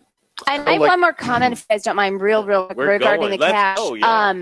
So I actually had somebody tell me we do not want to take cash because we actually want to make that claim to the government and have our taxes allocated properly to where we are not going through and counting through all of this madness along with touching things. We want to be as clean as possible so that when we get kicked up and running again, our business is clean. Yeah. So I think that's another interesting point. Mr. Liberati. So, Ryan, can I ask you something? You are one of the businesses in town that has one of the most loyal followings. Might be because of the product that you churn out, amazing Belgian-inspired and Belgian traditional ales that not a lot of other breweries do. And then that is something I've learned of your business is like you have a lot of patrons that really do support you. So you, out of many, you principally. Can I ask you, do you have any avenue where people can support you, not by buying a gift card, buy a hat, not by buying a hat, not by buying a cake, but just can support you, can donate in these difficult times, can do whatever it is that they can take, like, for example, whatever system that there is so that you can support what artists like yourself are doing?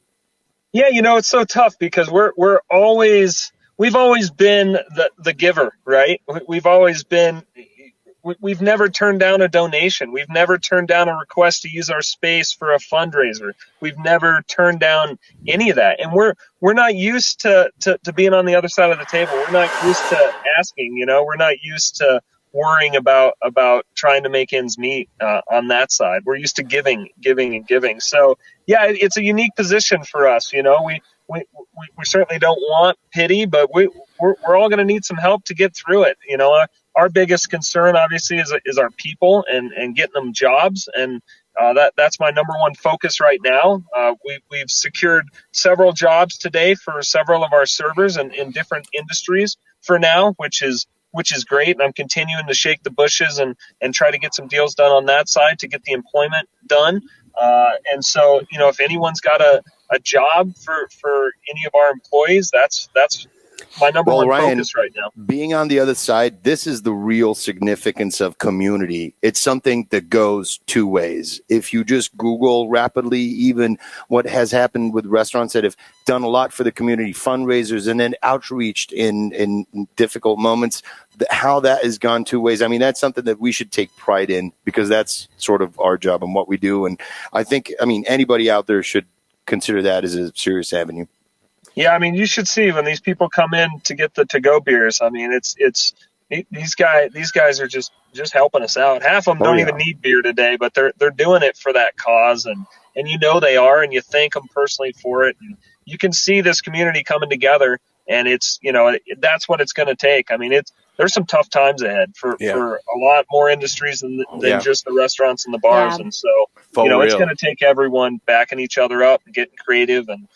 It's not going to be easy. It's not going to be fun, but as long as we continue that community, which is why we all got into this business. We all got into the restaurant and brewery business to do this. We should be sitting across the bar having these conversations, and it's really strange not being able to do that. Ride the wave together. Yeah. So Colorado Restaurant Association does have a job board where you can share and add to. It's accessible on their website. Again, we'll get into a little more detail on Colorado Restaurant Association in a little bit, but there are links. I did post them on, I believe, every Facebook I have, LinkedIn. They're out there. The resources. If you have any questions and need me to send you a copy, it's rebecca.berry@forth.com, greg@themoderneater.com. We do have that readily available to send out. And I love what you said, Ryan. I mean, we want our people back, right? Like, these are people who are passionate. They will come back when we are ready to rock and roll. I hope so. I hope Costco doesn't have them forever. I'm sorry, you Or cannot Amazon. I love Costco. Shout out to Costco. I love Costco. I have a whole thing with Costco. However, I love our industry more. And I think people love the passion of dealing with people. We love the stress and the chaos and the uncertainty because what is it? What's uncertain? Everything. Everything. Right now. Uncertainty. Ryan, they're going to come back. Before we leave you here, is growth just on the back burner at all? Yeah, I think everyone knows that probably the growth is over for the near term. Everyone's trying to figure out how to operate on a greatly reduced revenue stream, and try to get past the hump. And then growth, I think, in the long term is still there.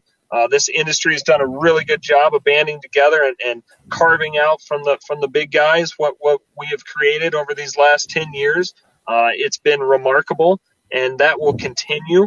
But yeah, nobody's going, yeah, my numbers in 2019 or 20 are going to be bigger than 2019. That's just not going to happen. But we can get close. We can push hard to minimize the damage. But yeah, the growth right now is not happening. It's not happening for the distributors. It's not happening for anyone. Here's what I'm seeing. I'm just trying to do that silver lining type of thing, Ryan, which is difficult right now. But we're trying to get lean and mean. Everybody's trying to get lean and mean. And if we all get through to the other side of your business, standing through the other side, you figured out how to get lean and mean, boy, your business is going to just bloom and prosper. You'll come out stronger. Yeah, you'll come out stronger. If you can survive the short term and get lean and mean, you will. You'll come out the other end much stronger and better equipped and ready to grow again. And sometimes the economy needs a checkup like this. It's not all bad, but it does make us rethink how we operate things and get a little more efficient. Rely on ourselves a little bit more. I don't mean to make you blush, and I'm wearing a pink shirt today. Jay, I told you this a long time ago. My man crush is Ryan Evans.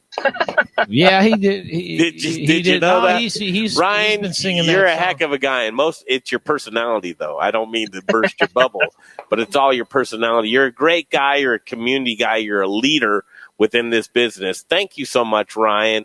Anything that you'd like to leave people is just that motivational silver lining type of day. It's day 3, man. Think of day 60, how weird it's going to get. Yeah, it's going to be weird, right? Yeah. What do you think, man?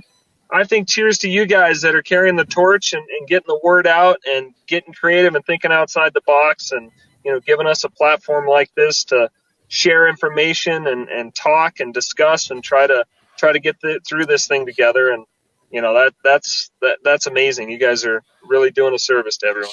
Love you, brother. Thank you so much, Ryan. It's nice to finally meet you face to face. I'm sorry it's so far. We're beyond 6 feet together now. Give us the virtual hug, Ryan. That's we right. Come up with a modern eater hug. Give us the hug, Ryan. Distancing hug there, man. I'm telling you. We're gonna do this over beers soon. That's the goal. Absolutely. Welcome to the weirdest part of the show. I know. Ryan Evans, Brews Beers. Very innovative what they're doing, and we just read some of their stuff of Alex. We did. What do you think? Are you going to get a keg, a crowler, or a growler? Oh, definitely a keg, man. You know me. Yeah, go big. Andy made it. What did he bring? Andy brought some pasta, and do you want to come say hi? So Come say hi, Andy. Andy has been taking care of us as we've been taking care of you guys and bringing some pasta, a little gluten-free pasta from home and all kinds of things with chicken and marinara. But he picked up our to-go from Brothers yesterday. He tried to get our Bluebonnet delivery. If we need anything, he's been amazing. So it has been a busy time for you guys as well, then. It's been my boyfriend has been like our delivery boy. And I don't know if this is a cute thing or not. Andy's been my dog taker. So, I mean. Right, awesome. Hey, Jay, what are we going to do as far as guests coming up? As much as I can right now. Sonia Riggs, is she available? No. How about Laura Shunk? No. None of them. Did you try Alex? What if I get them? Which on? You know how Alex, I get who I stuff sent done. you. I mean, maybe we They're pull him on. I don't honestly know. probably all out doing curbside, and that's what they should 7:40 be his doing. time, but he might be liquored up enough to come on. I'm working on Chef Paul Huddleston. You know. Oh, I Chef love Paul Huddleston. Yeah. I mean, I'd love to get the perspective of somebody that's been around for a while. And he says I can't right now. Well, speaking about Just curbside, there's Thanks something anyway, that we Chef. should be thinking about. There's a lot of giving tips to restaurants, right? Even with this curbside service.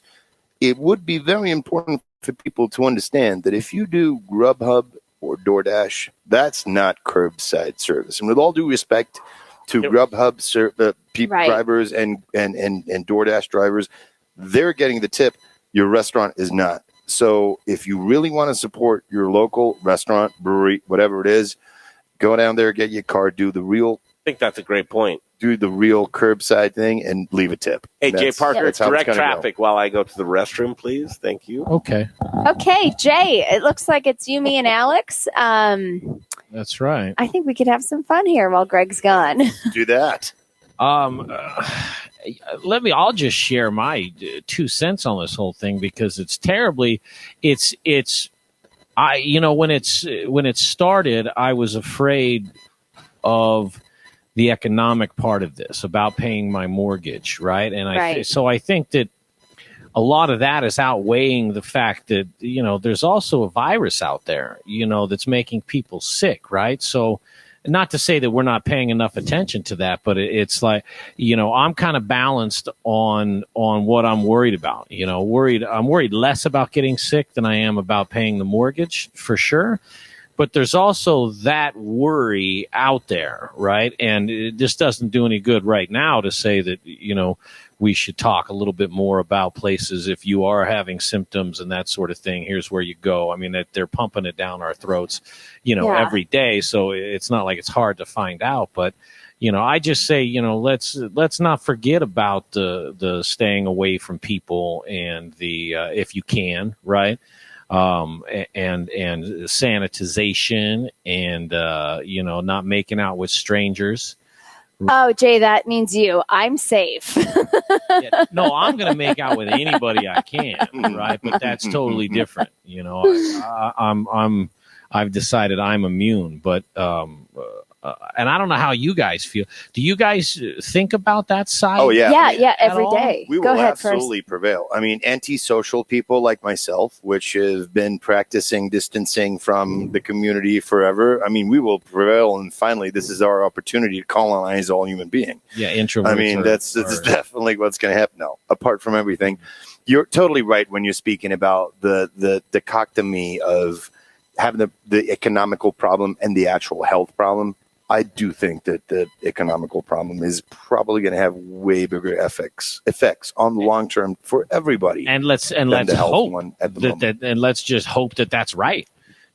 But we don't even know. You're right. I mean, you're right. We don't even know. You're right. I hope that you're right. I would much rather worry about my XL bill than my health, for sure. But, well, I think that's something that has terrified me. So I believe that the industry will prevail at some point, and I'm not scared to get sick of eating out curbside, or obviously I'm sitting here with Greg, so that means that washed his hands. I'm pretty sure he's pickled, so we should be fine. We've got sanitizer everywhere. I made my own. Yeah, smell your hand. But the scare for me was the economic impact and what it's going to do to our industry. I love how you said economic. That was good. It's true, though. I mean, it's not just about our moment of. Now it's critical to restaurants, our entire economic impact, and from everything that touches us, and that goes into manufacturing, into construction of new builds for NROs, and it expands more than our bubble. So the impact on that end, I can handle the flu in its worst way. I'm a celiac. I have autoimmune disease.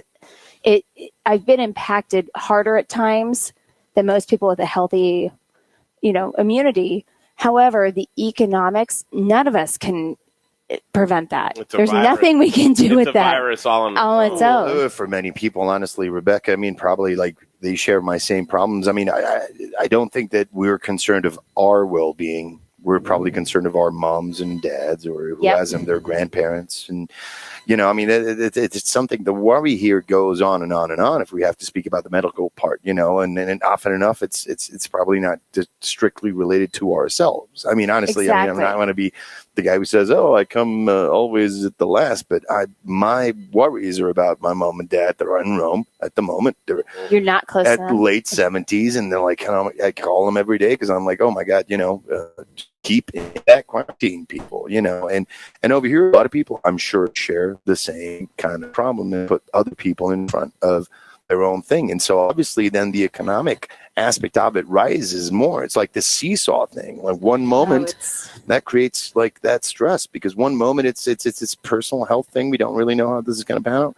And then second later instead is this economic thing that could ripple for months to come. And it's very complicated at the moment, isn't it, Jay? Well, to touch on what you said about family and parents, I have a mother in California who basically, and I don't say this lightly, but if she gets the coronavirus, I mean, she's dead. That's it. She already has a lot of health problems that she deals with just down the line, right? I mean, and truly. I talked to her on the phone last night, and she was in good spirits. She's rolling cigarettes, so she can't be too bad, right? But all jokes aside, I said, do not leave the house. She's like, no, I'm not leaving the house. We have food, and she has some folks to bring her some supplies if she needs it. That's real. But thinking about that is terrifying, right? I mean, it's terrifying enough to think that that your mom's in poor health, right? No, absolutely. Well, after more than 100 minutes speaking about how business orientated and how it's going to affect our industry, I mean, like if you think about the double-edged sword that it is, for example, in the retirement communities. I mean, if that's something that on one side, retirement communities are a safer environment because they can take precautions. They are managed by people that can manage this more effectively. But on the other side, if it breaks open in like those it did communities, in Washington, it's going to rip through it in a very, very bad way. So that's the other thing that, especially us as well, we are, we're a lot of times we're providers as well, right? Business owners, providers, and that's other worries that a lot of people still have on their minds. I mean, it's a very multi-level kind of problem that we're facing here, guys. And that's why I'm saying I think people are truly busy, because it's not just overwhelmed emotion. It's now, my boss is running a team. He's a VP of our company. He has a father who's in a retirement community, or actually a nursing home, I should say, right, that is now completely quarantined. His mother's on her own. He has a 6-month baby. Mm-hmm. His wife and him have been traveling for months, so they both are now, working from home. So his whole busy life, and he's not even running a restaurant. Yeah, and Rebecca, is us, and then that. Absolutely. And people are going to have to take decisions not based on emotions and feelings, which are super heated up these days, right? And they have to take, when you were speaking about the Troy Guard group that let go 600 people. Yes. Don't you think that that's something extremely emotional to push that button? I think it is. And, I had a not controversial conversation with Greg, but just more of a, we were talking about the bigger groups. These guys. I did. I said, let's lay off. I love Bonanno and Garden. I know they've got investments, right. But I guarantee you, Bonanno and Guard's name will still survive at the end of this thing. But what if they don't? Is kind of my. What if we don't know what goes on behind the scenes? What if for everybody? Yeah. What if for everybody? That is really the key of today. Everybody is really in this same situation of uncertainty. I know, but is that really the day and age we live in right now? We don't. Oh yeah, man. We really have no idea what we're fronting, man. This thing came out of nowhere, and we really, no one was expecting it. Like Ryan said before, and we really don't know even what it is. Sweet, this is great. Turn your phone sideways if you can. This is fantastic. Everybody does that phone thing. This is cool. Okay, a colleague of mine, his name is Ross Kaminsky, a morning show host on 630 KHOW right here in Denver, Denver's talk station. He's economically, anything that has to do with money, I'm going to this guy. I'm going to defer to you, Ross Kaminsky. You're obviously out and about. Thank you for taking time to our live stream right now. We're hitting right there in the epicenter of what's happening right here in Denver, Colorado, in the Front Range. What are we doing right now, Ross Kaminsky, as far as economics and the food service industry? Just at first blush, Ross, what are you seeing? Oh my gosh! All right, can you hear me, Greg? We can yes, now. Very well. Okay. Repeat your question. Sorry, I had a little glitch here. Just the last part of your question. No Man, sweat. it was said so good. Oh man, you said that so good. Now you're gonna have to redo it again. No sweat. I'd like to do this because it really deserves saying. Ross Kaminsky joins us, and I'm just seeing a very specialized sector in food and beverage community right now that's suffering so much with the bloodletting of layoffs and unemployment reaching a skyrocketing amount of economic impact on the overall total within the United States right now. Yeah, as I think about some of this stuff going on with economics, I think one way you can think about this is sort of two groups of companies. One where demand can build up over time and maybe be made up later. Like you're driving your car every day, your car is wearing out the same amount whether or not there's a virus going on in the world. Maybe you're driving a little less, but you still need a new car and you're going to buy it later. My fear for folks like food and beverage, hotels, travel, is that, if you miss going out to dinner tonight, it doesn't mean that when the virus ends, you're going to go out to dinner twice as much later. And I'm really quite worried about companies in these kinds of businesses that the harm that's done to them by this is going to be very, very difficult to be made up later. And they are really going to they're going to struggle. I mean, you know better than I do. Restaurants are generally a very low margin business, and it's tough. I wish I had something very uplifting to say. Does debt play any part in the distinction between these two categories that you say? I don't know that one category has more debt than another category. Generally, debt would play a big factor for any given company if they've got debt. I have no idea whether restaurants carry a lot of debt, but even if they don't, I mean, especially let's say you're talking about a restaurant in a fairly upscale area, their rent is going to be really, really high, and that would be like debt for them. Yeah, we're unpacking a lot here. Ross Kaminsky here with us as we talk about economics and the very rippling effects with the impact for all the way from restaurants to manufacturing to distribution to the very producers from farmlands and so on and so forth. Ross, what we're seeing right now is that there's a very divided community of people that are losing and people that are gaining. What are you seeing right now between the losers and the gaining and the commonalities, if there are any? I think the group that is losing is much larger than the group that is gaining. You could probably name, in terms of category, I don't mean actual business names, but in terms of category, you could probably name, on one hand or maybe two, the categories who are winning. Businesses that are already really known as drive-throughs or takeout, so that if people are thinking, well, I can only do drive-through or takeout, their mind might go to those places, even if other places that they don't normally think of that way are in fact doing takeout. I was talking to someone today who said, he saw employees at a Texas Roadhouse restaurant standing in front of the restaurant, holding up signs, "Hey, we do takeout." But I mean, that's a marketing struggle for restaurants that don't immediately come to the forefront of someone's mind when they're thinking, where can I get takeout? So, to me, the places that are winning are the places that you already think of as takeout and drive-through and stuff like that. Mm-hmm. I mean, in your world, right? In other kinds of businesses, again, there's some that seem to be winning a little bit, but man, it's tough. If I had to look outside of food and beverage, just anecdotally, it seems to me the companies that are doing sort of relatively okay are the companies that people are thinking of as they're spending more time at home thinking about how can my home be a nicer place to be.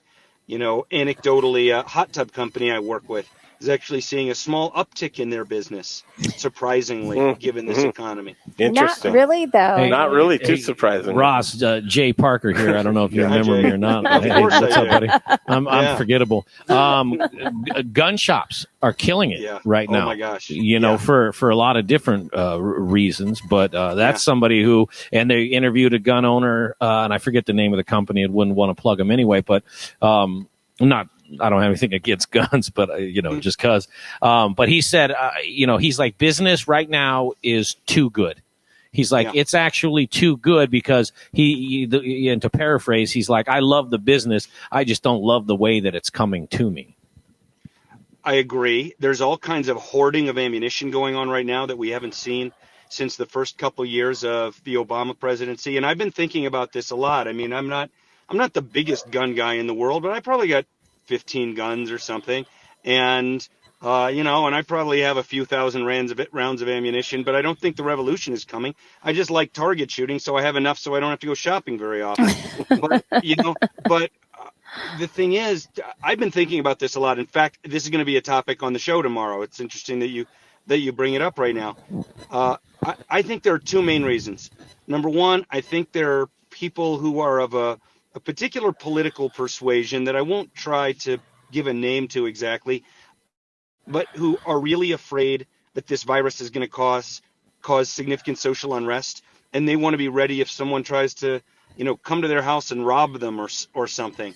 And I think that is overly fearful, but I think that's part of what's going through their minds. And then the other thing is, I think some people are thinking that this virus and the economic impacts and the stock market impacts, and betting odds show this, by the way, have dramatically reduced the odds of President Trump winning re-election. And I think people are thinking if Joe Biden wins re-election, and especially if it's some kind of blue wave and Democrats take back the Senate, that Congress and the federal government is going to start restricting the Second Amendment and making all this stuff more difficult to buy, and people are trying to buy it in advance of that. Well, swings are absolutely a normal thing in economy, and I mean, even in real world. I mean, what we're experiencing is going to have so many effects. As you've seen, for example, in Italy, how it has affected pollution. So there's photos of the canals of Venice, which have never been so free before. We have photos of like hundreds of fish swimming around. You have the aerial footage of the aerial photos of the pollution over Italy. That before it was like deep red, and now it's just green and inexistent. So for sure, if this is going to swing politically as well, it very well have an effect on everything, gun policy, or, I mean, close to everything, don't you think? That's the voice of Alex Liberati, Ross Kabinski, here joining us right now. Alex Liberati, known for his delicious Ono beers and restaurateur here in town as well. But everybody wants to sound off at this type of thing. Ross, what's your reaction to what Alex just said?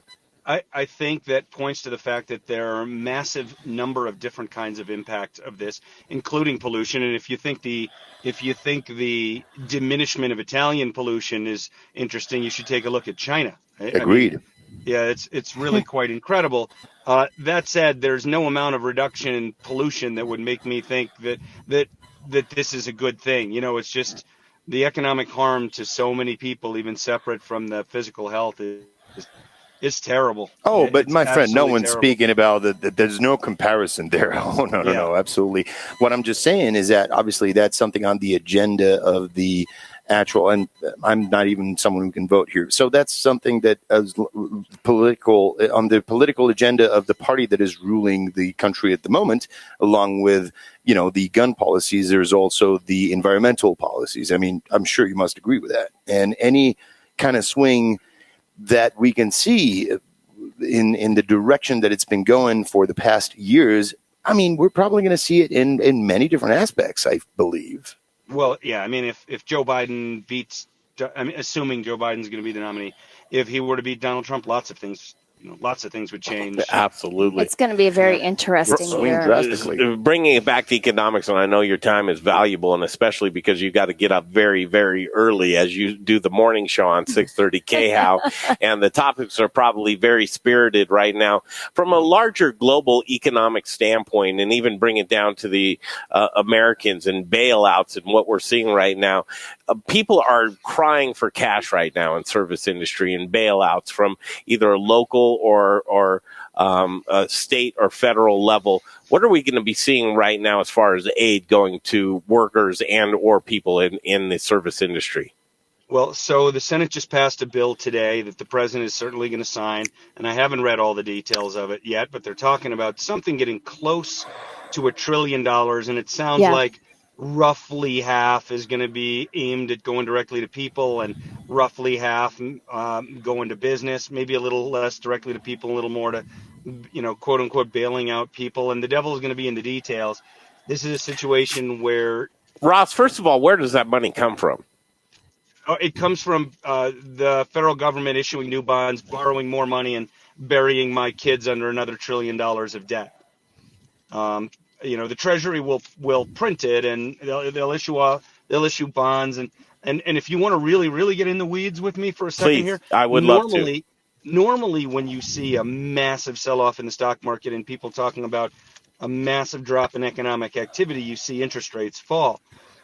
Interest rates did fall from maybe 3 weeks ago to about a week ago, but once people saw this package coming and realized that the Treasury is going to need to go sell maybe $1 trillion of bonds, in the last few days with the stock market absolutely plummeting, interest rates have been going up because the price of bonds has been going down as the market gets ready to absorb this massive new supply of bonds. It's been a very interesting thing to watch. You almost never see that. But yeah, it's just more debt, and we'll have to see. Again, I don't know the details. I don't know if they're going to try to send $1,000 to everybody.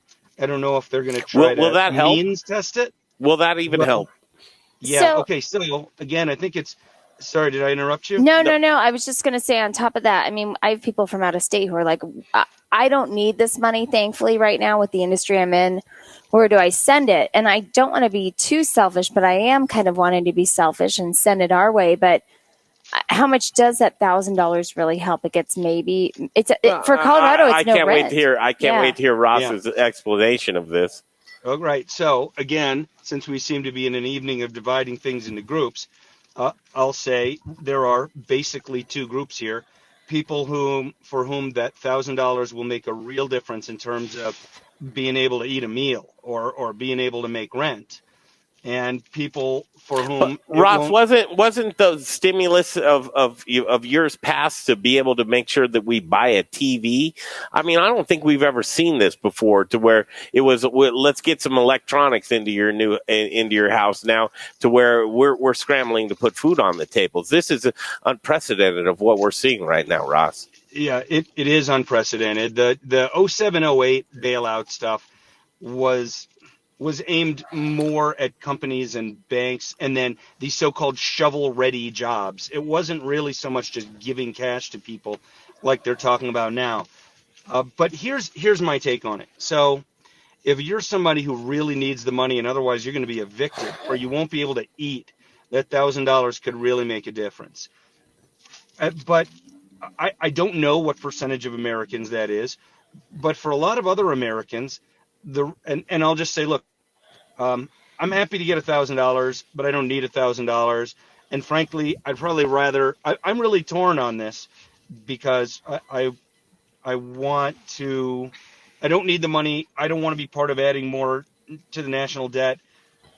But on the other hand, I also sort of don't like the idea of the government just redistributing $1,000 from me to someone else. And part of me feels like, well, if everyone's going to get it and we're all going to have to pay taxes on it forever, then I should get mine too.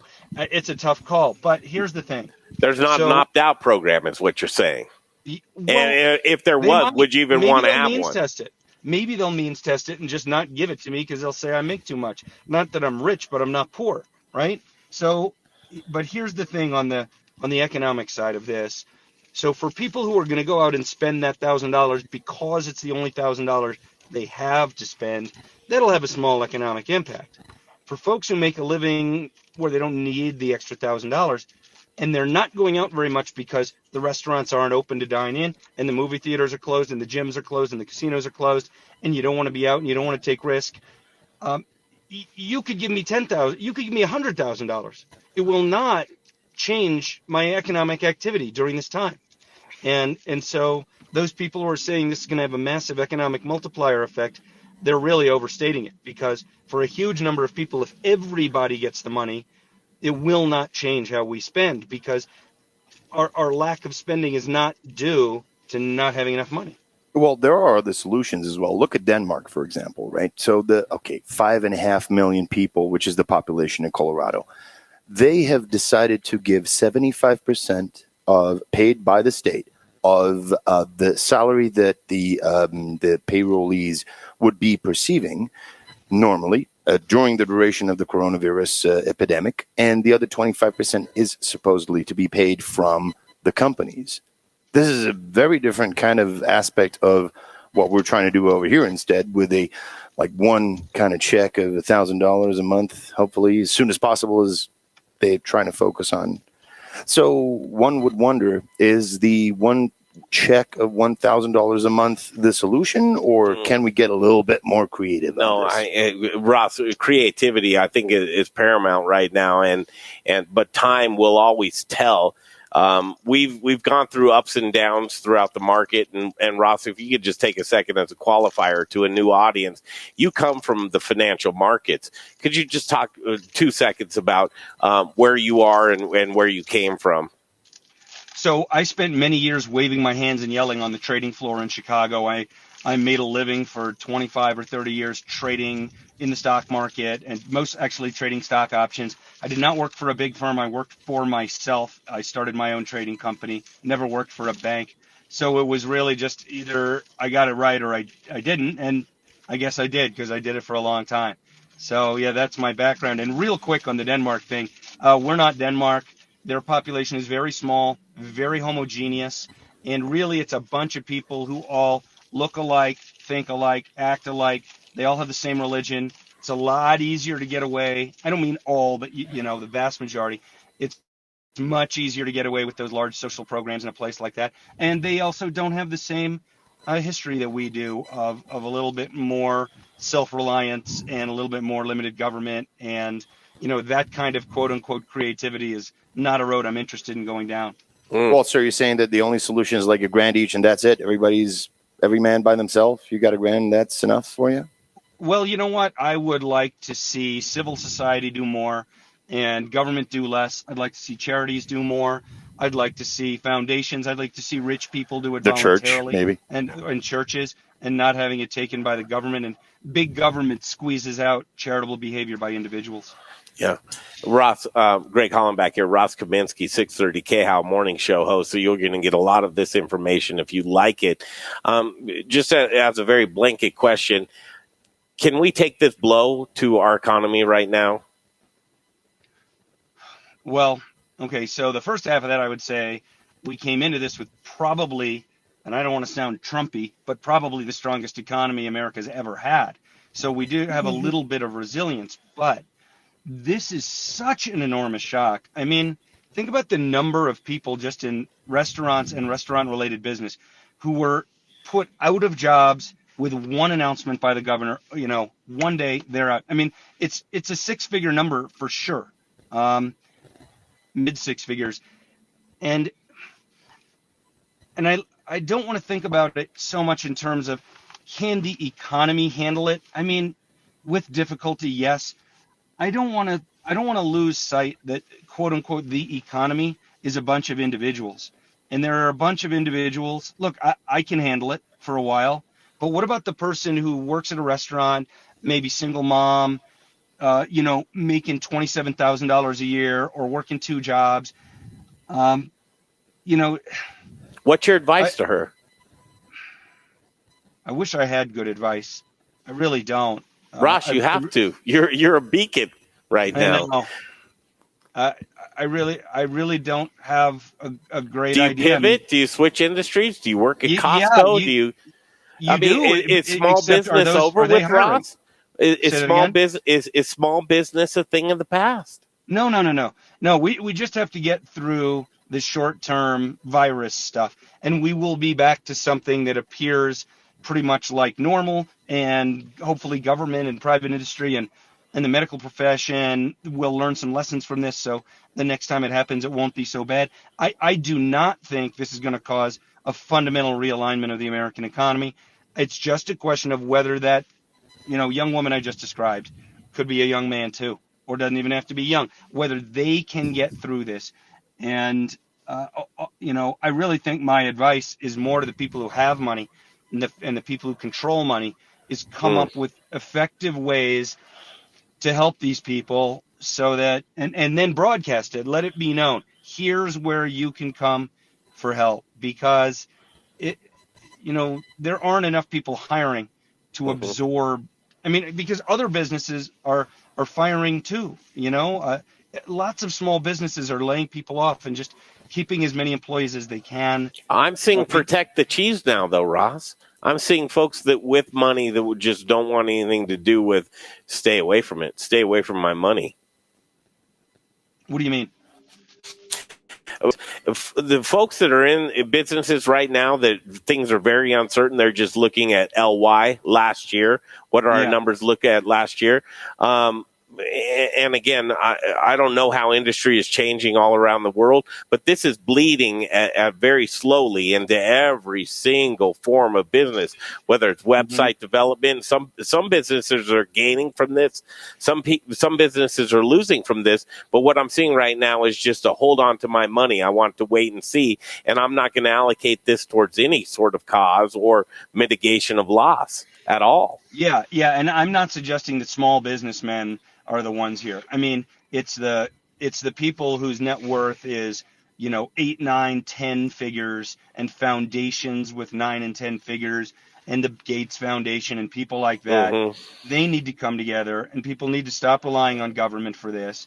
Government will do what it can, but it's not going to do all that much, really. How much more can it do? Yeah, not much. I mean, and politically, who's going to have the will to spend a lot more than $1 trillion? I mean, that's an insane number. It's an insane number. It's an unimaginably large number. So when you guys have a moment, I do have a question for both of you since we discussed mental health, right, in this industry and donating and all of that. What about people who are in recovery, who have struggled with addiction, who have gotten back on their feet, who work at concepts that don't serve alcohol, that's where they could get hired, and they are really busting their butts to be back and giving everything they can? Yeah.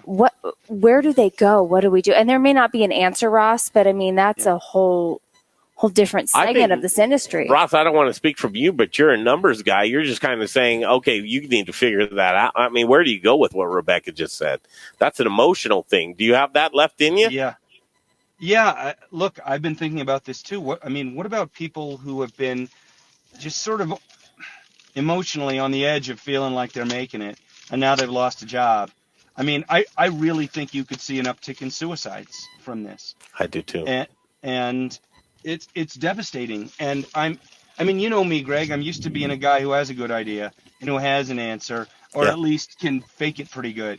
Yeah. And I'm really pretty stuck right now. But I do think that the best answer will end up being people helping each other, communities, churches, foundations, and I'm cautiously optimistic that those people will jump in pretty quickly. And I would also say that private organizations can move much faster than government can, and they can get together and do something. I mean, look how long it took the federal government to allow states to approve their own coronavirus testing and all kinds of other things. It's just so much bureaucratic red tape that the private sector and nonprofits don't have to deal with.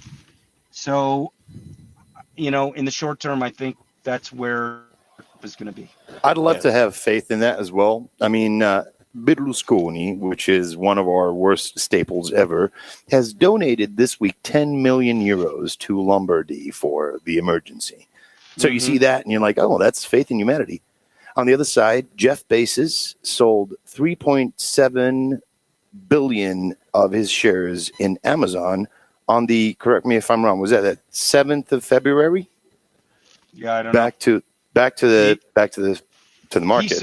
He sells stock on a schedule. Yes, That is He does. that's He a very does. great timing for that schedule. I can tell you that. I mean, after Well, losing 15 points in the past Hell. month. I guess, but you could also say it was bad timing when he was selling stock, $1,000 a share lower before that. He's just on a schedule like a lot of those company founders are. I don't hold that against him. One last thing for you, Ross, and we'll let you go because the sun's going down and you'll just be in the right. dark in your car. Hate to do Get a that. light in the car. I like to get your mind, and again, every single morning, he's there for you, just like we're trying to be there for you, as just a light, a beacon of somebody that you can just count on to hear their voice. Ross Kaminsky in the mornings on 630 KHOW, an iHeart radio station. Ross, I always like to look at that silver lining kind of moment here.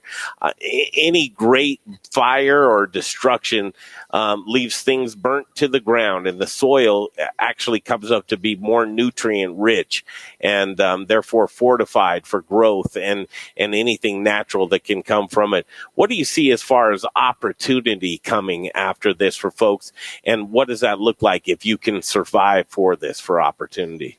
Yeah, so I think a lot of it touches on some things we already talked about. So maybe I'll go start with the last thing first, right? So organizations having a better sense of how to move quickly to help people if massive things like this happen, so that if something happens again, we can move faster. Biotech and pharma, they are probably learning in an unbelievable amount about how to produce a vaccine quickly.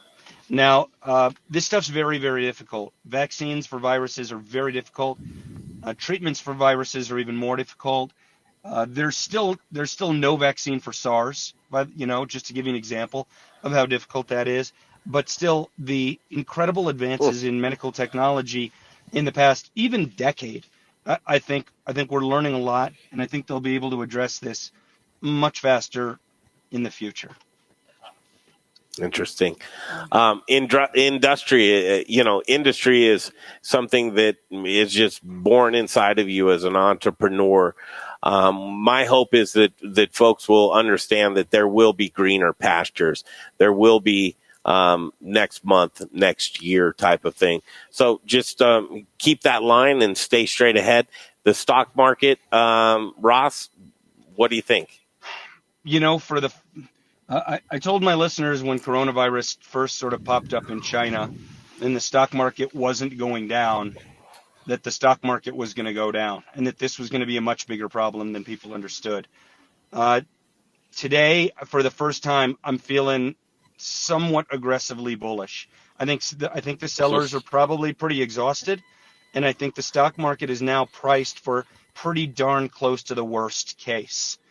And the markets are all about expectations. And if you keep people's expectations too high, like saying, oh, this virus is no big deal and the economy is going to be fine, then the news every day will disappoint people and the market will keep going down. Now I think people's expectations have been reset to where they're believing, they're understanding that this is a very big deal. The economy is bad. And I think, in a sense, perhaps the expectations have been reset a little too far in the other direction. And if one of these companies, and there's a lot of them working on it, comes up with a vaccine pretty soon, I'm fairly optimistic. And I guess since you seem to want to leave on a positive note, and I want to also, never underestimate the entrepreneurial spirit and energy of Americans in particular. Americans fight through everything. Americans don't give up. Americans help each other. And I hope that one story we may see coming out of this will be lots and lots of landlords and people like that saying to the people who are renting apartments or offices or business, space from them, hey, I'll give you another month. I'll give you 2 months. I'll give you the need. And people just finding a way to get through this together. I do expect that. Wow. Let's hope, because I'd love to still be here next month. Just selfishly. Sure. Hey, give me a stock tip, Ross. No, I don't do that. You don't do that anymore? Buy Apple? No, I don't do that. None of that? Okay, I'll tell you one thing, just because a listener emailed me something today. Yeah. All right, here's my one stock thing. A listener asked if she should buy stock in a cruise line company because they've been so wrecked. Yeah. And my answer was I probably wouldn't do that kind of thing because there are some businesses that are going to have ongoing harm from this. People are going to be more afraid of cruises than they used to be, even after this virus is gone. Mm-hmm. And really cheap stocks tend to be really cheap for a reason. And what you want to buy is companies that are doing okay through this and will do great after this, not companies that are being destroyed because of this. That's a great perspective. And do not, this is really key. When you are looking at whether to buy a stock, don't look at the price the stock was trading at 2 weeks ago and think that somehow that's some kind of magnet that the stock needs to go back to that price. All you have to do is think about where is it trading today, and is that a reasonable price for it today? It doesn't matter where it ever traded before. Well, hey, it's Jay here. For somebody that doesn't give out stock advice, that's some great advice. That all 6 of those sentences. Yeah. Like, I don't even know what the stock market is, and that made sense to me. He calls you out, Ross. Hey, what's things like around iHeart? Are you social distancing? Are you and Shannon staying 6 feet apart? Well, just between you and me, and I'm probably not supposed to talk about this, but you're doing it from home. I'll tell you, I did it from home. For today was the first time. Yeah. And it was at management orders, and the building is pretty empty, and everyone who can work from home is working from home. Yeah, absolutely. Yeah. Ross, what can we expect? Your programming is fantastic. How's the morning show doing? I think I'm doing a good job with this. I think it's a difficult thing to talk about, and I hope that people are, coming to me for the truth without a lot of political spin. Yeah, just like one of my old colleagues who I think you know who I'm talking about says, just when you think they're getting bored, they're just catching on. Yeah, it's true. All right, Ross, thank you so much. Thanks for having me. Ross, oh, my God. We'll see you soon, much. man. You answer the phone when I call you. All right, see you Get guys. some sleep. I have a lot of appreciation for you now, by the way. Thank you, Ross. Thank you, Thanks, Ross. Nice to meet you. See ya. There he is, Ross Kaminsky. Did you know of him before that? I'm from here, so I know who Ross Kaminsky is, but I think that's our first semi face-to-face. Yeah. Well, that was very reassuring that so much positivity in the stock market at day 3. I mean, that was very, very positive. Day 3. Day 3. So I just want to share with you guys, we have James Mickelson from Forelli's who has joined us out of Washington. James was a potential partner of mine, but still a good friend back in my Hot Schedules days. And he's joining the feed, and we love seeing that the out-of-state people are joining us. Yeah, good to see you. Super exciting. What did we unpack from all that? Are we optimistic? I mean, day 3. It's going to day 55. Think of that. I think we're going to get very controversial. Well, you'd have to. What's the top? What are the topics going to be? Though, assume that it is. And Greg, you said it really well when all this started happening, which is it's going to get weird. Yeah, like that's the word I think that is actually, at least in whatever I possess an intuition of the future and all that, is that's a beautiful word for it, because this isn't normal for anybody. We haven't been through I haven't been through this in my lifetime. I don't know. Alex is from a different country, so he may have more perspective on different economies and he's weird seen things, a lot of weirdness. I mean, they do some weird stuff in Europe for sure. Very good weird though. Yeah, I've heard that too. He's got Speedos on right now, so it's probably that weird. Trademark that, man. I'm telling you. And it's completely true. But right now, and people are saying unity, and I'm saying you're finding out who your friends are right now on a daily basis. You have to do that gut check. I am seriously waking up in the morning going like, okay, that's not true. What we're doing right now is not true. This isn't reality. We're getting the reality of the day is we have to go do our daily business, and you go, but everything that we're seeing and experiencing right now, it doesn't resemble our everyday life. That is not something easy to cope with during mental health, right? No, that really is something that impacts your mental health. Getting up every morning with what is this? How's it going to end? I mean, what's going to happen? I mean, exactly as you said. I mean, how are people coping with that these days, do you think? Alex, I think it's really interesting because I'm used to working from home. So I'm used to ensuring that my day is busy regardless of what's going on, whether I'm sick and don't feel good with a cold or I'm out in meetings. I think this is a huge adjustment to people.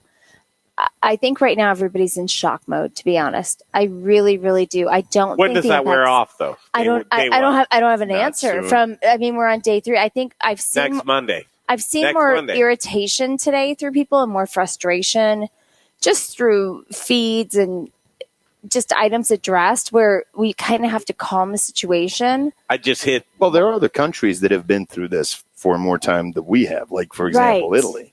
And you've seen some brilliant things coming out of Italy. I mean, everybody from posting videos with their families, that they finally can get more contact with that, more like back into that they can rediscover all that realm of their life. So my question for you then, too, depending on the different countries, is I feel like there are other countries who are less social media driven, where your kids don't sit at home on their phones while you're having dinner. You actually sit down as a family. So they're more well adapted to this, where we live in such an internet world where your kids are eating in a corner here, you're on your computer here, they're on their phone. Nobody's connected, that now it's being forced that you're stuck together. Rebecca, with how does all that due change? respect, I have to say that I don't think that Italy is what we portray as this family kind of, country. I just mean in general, though, across the board, not necessarily Italy, but I think there may be different cultures that do not. Well, we definitely have this kind of, kind of aura of like, family kind of. Jay Parker. Country, isn't it? Wow, now you ruined. Before you started on something serious, I was going to say, whoa, now back up about what we think Italy is. Are you telling me that you guys don't travel everywhere in boats with long sticks that come out? Right? You don't have cars. Are you going to tell me that you have cars? Forget about it. Are you going to tell me you have automobiles and electricity? When did they get electricity? I know that's surprising to you, but believe me, for a country that discovered internet just a couple of years ago, that's a great taste. Yeah. No, and I am obviously completely wrong. There's such a different portrayal that I think a lot of us see. I mean, I know where you're coming from. Thank you. I don't need to make light, but I get where you're coming from. Where traditionally speaking, right, true or not, like I agree. European countries are a little bit more family oriented, eat together, spend more time together than the pigs out here in the USA. Yeah. Hey, what's a fugazi? Well, that's a completely American term there. Is that I have no idea, but it's a duplicate. It's just as good, but not the same. Here he is. We go to him often. We love that face. Mr. Whistler, how are you? I hate seeing that empty dining room, but Mark Whistler joins us from the Goods Restaurant right here on the Modern Eater stream. Alex Liberati, he's off camera. You can't see him, but he's here with us. Rebecca Berry, Greg Hollenbach, Jay Parker, Mark Whistler. What's going on, man? Hey, guys. How are you? Hey. Well, we're hanging in there, supporting you. How are you? I'm good. Yeah, I'm good. It's been a little bit difficult, but I'm good overall for sure. Yeah. Well, let's unpack this. Everybody's pivoting right now. It's adaptation, survival of the fittest right now. Mark, is it all in vain, or are we just trying to adapt for all the right reasons? I hope we're just trying to adapt for all the right reasons. I think it's a little bit, obviously, just kind of it's all a little bit crazy and difficult for all of us. So. I think it just is,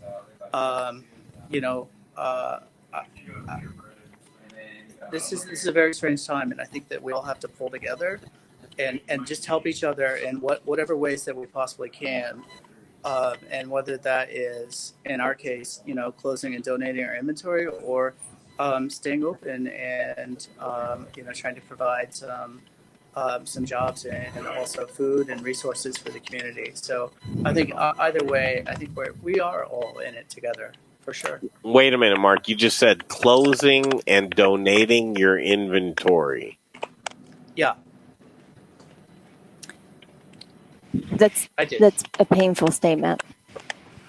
Yeah. That was a statement I didn't expect to hear. So have you not read our public statement?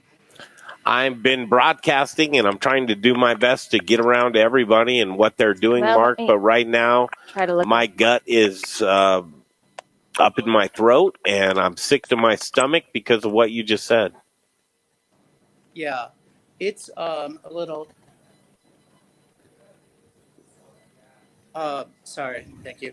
I yeah. So we released a statement 2 days ago that we announced that we really want to take on a to go and a delivery model, but as we really kind of analyzed the situation, what we concluded in the end is that the best thing for us to do is to for our workers to so they aren't exposed to any more health risk. Our best course of action was to close, and what we've decided to do is donate our entire inventory to our communities. So we decided to step aside from profit and instead take everything that we have and give it to the people in need around us. So we started today. The announcement came out 2 days ago, and we started today. That's why I was kind of backing up because I want to show you guys what we've been working on. Hold on, Mark. Either I'm smart or I'm not smart or I'm just in shock, but you're telling me you're closing the doors. The doors are already closed. So this I feel like we just talked to Mark 2 days ago. But you'll see right here. I don't know if he ask him if he's talking about for good. That's, well, like until further notice, Right, or Yeah, I mean, so we started turning all of our active Mark, inventory. All of it will go out the door. It'll start to go out the door tomorrow, and we're just going to give it away for free. We want to make sure that it goes to the elderly in our community. We want to make sure that it goes to the people with mobility issues in our community. We want to make sure that it goes to families in need. We want to make sure that it goes to the sick in our community, and we want to make sure that it goes to people in the industry in our community. I think there's a Facebook board called Denver Metro Help Needed Denver Metro. We posted on that tonight and let everybody know that basically we're just going to try and do the right thing. And I don't know what this means for us. Will we reopen? I hope so. Okay. Okay, that was going to be our next question. We're sitting we're on like in pins and shock, needles, Mark. like, I mean, so what I do know is that the last 3 days since I last talked to you guys have, and that's what I was kind of alluding towards when I said I don't know what's going to happen. There are a few things out of my control, but in the end, we after we discussed it significantly, I think the idea of us just giving all of our every ounce of our inventory to help the people around us. Can I have the bar? no, I get the bar. I'd like the bar, Mark. Whatever's left. No, Mark, this is. We would all like that. Yeah, but, I think we're in shock right now. I think it's very gracious what you're doing for the community. If this is a choice you guys have to make, I think it's a really beautiful thing that you're sharing this. It's devastating. You're such a good partner and piece of our community and friend that I think we're really just in shock because we love you and want to support you. I want to see the zebra wallpaper. The zebras. The zebra. Continue and live on, Mark. Where are we? We just had we had Ross Kaminsky on, economic guy, Wall Street guy, a morning show talk show host, talk about the economic impacts of what we're seeing right here. But I don't think he really truly grasped what's happening on ground zero of restaurants right now. Who's going to survive and who's not going to survive right now, Mark? Right. So, I think the bigger question is that this, I think for us, I wanted to fight.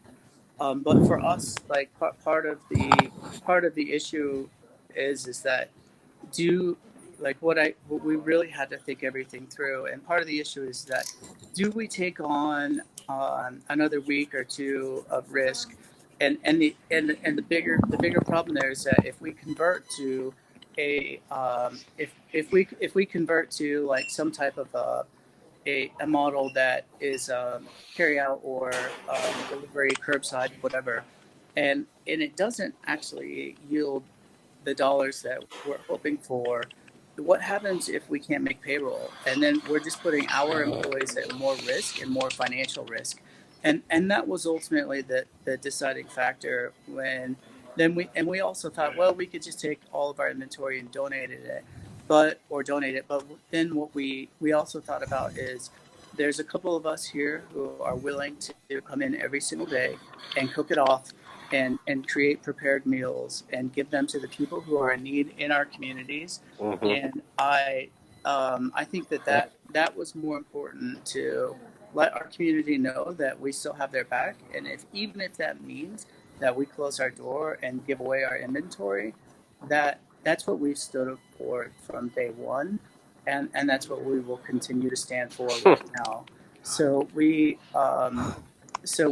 and the other thing too is that we're giving away that inventory without the tax write-off. So it's a big zero for us, but I feel like it's, to get it to the right people who need it. It's the number one thing for us to do right now. We did have Channel 7 had read it, and they were here today, and they kind of talked about it too, and but anyway, that statement has been on our Facebook page for I guess actually, I'm sorry, not 2 days. It's only been About since day. yesterday. About day. Yeah. Wow. Mark- Mark, I'm just blown away. Yeah, Mark, what do you do with this? John replies on Facebook feedback. Sometimes you just got to stop the bleeding. I had to do the same thing with my food truck, but we'll be back. Is Right. there something to be said with just stopping what's happening now and coming back in a different form? So here's the thing, and this is really important to know, is that whether we come back or not, and whether many restaurants come back or not, I think a lot of it is going to depend on really how some of the assistance programs truly come through or not.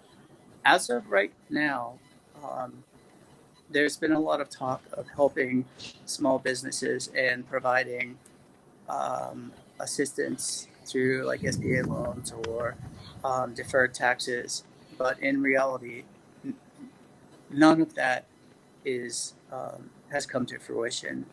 And if and when you attempt to actually look for the information, there's plenty of things that will tell you that yes, these are available, but nothing is live or active today.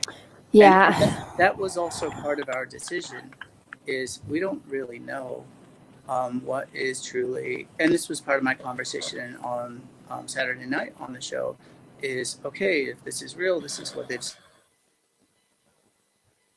Oh, Did we lose him? Jesus. it, supposed to happen. Then where is it? Really, where is it? And the issue is that without any type of insurance, not insurance, but assurance, there, it just, the risk for us in terms of accruing payroll, that there's a possibility that we can't pay, it would be dangerously reckless Wow. for us to take chances without our employees' lives like that. And I think also just on a larger level of to to put our employees also at risk, being exposed to the public on a daily basis, is that as I've let it kind of sink in over the last 48 hours, that was something that we really we digested as well. But at the end of the day, and I understand that things take time, but and I think the one thing I don't want to do right now is complain about what hasn't happened. But I think we all just need to put a huge smile on our face right now and love the people around us and love our communities around us and do everything possible to help them as much as possible. So we will be basically every single day until our entire inventory runs out. We will be cooking it off and giving it away every single day. And our primary point of contact for giving that inventory away is through Frank Locantore of the Colfax Business Improvement District and the Colfax Avenue. And then we also, through today, also this afternoon, through Liz from Channel 7 News, we contacted Denver, I think it's Help Needed, Denver Metro, the Facebook group, and we also contacted Chow's group to help. And we're just doing everything we can possibly do to just make sure that what we do have gets into the hands of people who really need it right now, and that includes industry people. We just, I just don't even. Mark, I got to tell people what kind of guy you are. I mean, they're hearing you right now, but I have to tell people what kind of guy you are. Saturday night, we came in to see the show. There's no mistake. You're not one of the restaurants that's a sponsor of the Modern Eater Show. You're the restaurant that is the sponsor of the Modern Eater Show.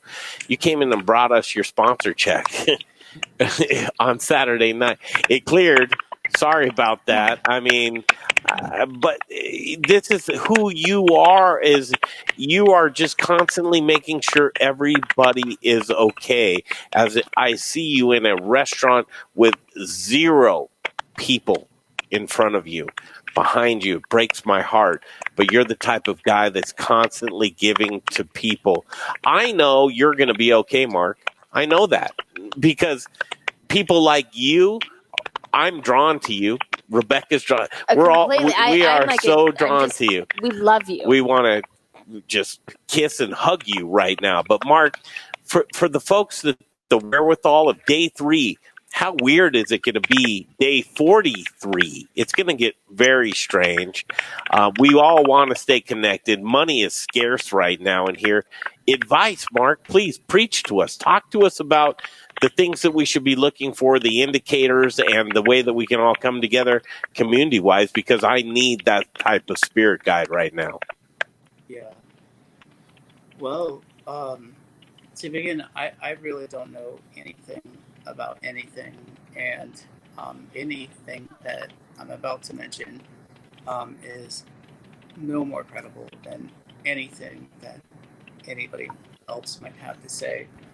But what I do think is that we are in for um, it's going to be a little bit of a rough road, and for us here, what we're trying to do is basically just put together our inventory over the next week or two, give it to the people who need it the most, and then also just use that time to assess where we're at, where the model's at, and where the economy is going.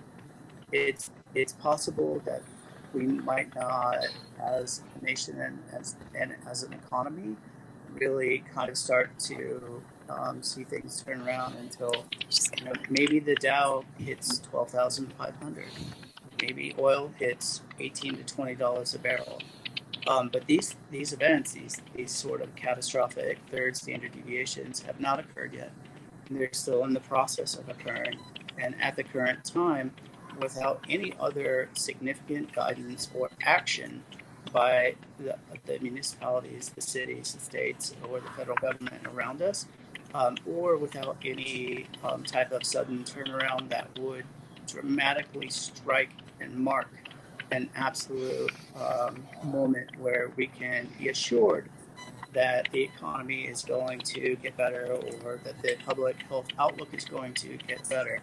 We all need to brace ourselves for a little bit more time of tribulation and difficulty, and we need to understand that that is probably going to occur. I think that if the government is going to issue income or excuse me taxes or I'm sorry just checks to individuals, will that help? Yes, but it's a short-term solution, and the longer-term solution needs to come from a very strong government, from a federal level to a government level to a city level that is going to, instead of just say, this is what we're going to do or this is what we're planning to do, to say, this is what we have in effect for you today, and this is what you can actually access at this moment. But without actually accessing it, without the ability to access it, and without the surety that is truly available, things we need to be strong, and we just need to be there for each other, and that's kind of the bottom line. And I'm sorry that I'm so serious No, about it. please. No, I It's a think we're nice just I'm honestly, to Mark, throw I in there think we're for in shock. I think we were looking forward to being able to come by and grab some of the goods from you and keep supporting. And I think, at least speaking for me on my end, I appreciate your realness and your rawness and your passion for people in the community. You're a genuine person, and we need to ensure that we stay that way. But I think we're just in a little shock tonight. So Uh, foremost, I want you to know I have more fight in me. Well, you're Mark Whistler. Anybody, and I will not give up. And Mark, let me ask you this: probably more than ever, I right? have not given up. We're just making the decision to pause temporarily and use our assets for a good cause. Yeah. I think it's amazing. We have not given up, and we to use our inventory and our assets to be able to provide help for the community around us is, I think, that's what we stand for. So, Mark, And we'll be here. We'll be here in the end. At the end of the Mark, my day, name is we will. Alex Liberati, and I'm a colleague. I've chose this profession when I was 20 years old because I believed in values and some things that I believe that this profession stand for. And I have to say that I've been listening for the past 5-10 minutes to you in awe to what you have had to say. And you don't know me personally. I just I do the same Come show me profession your that you do, face. Come sir. walk around and show me your And face. I have to say that it's I really deeply hope that more people in this profession are and think as you do and then act as you do. And I aspire myself to be like what you have been preaching and doing in the past 5-10 minutes. I can't it's been enlightening, and for someone who's been doing this since I was 20 years old, I really I am speechless. So I don't know you personally, but you have absolutely all my esteem in this. Thank you so much. This is the core of this. You are the core of this profession. You are what this profession should be. We all are. We're all in this together, and like we. This is so difficult for all of us right now, and I do have to say, over the last couple of days, and I even said this to the guy who his name is Eric Wilson, and Damn it. he owns a catering. I know. I'm He trying not to. helps me prepare meals all day today, and we were boxing them up and drawing little hearts on everyone. And I said, this warms my heart. Like, this makes me happy, and I think there's a time for profiteering and there's a time to not. I think that I know, like, so our entire we are doing our best to also feed our staff every single day, and so our entire staff came by tonight at 6, and it was nice to see them for a couple minutes, and it just also thank you so much. And I think we're just we're all here together, and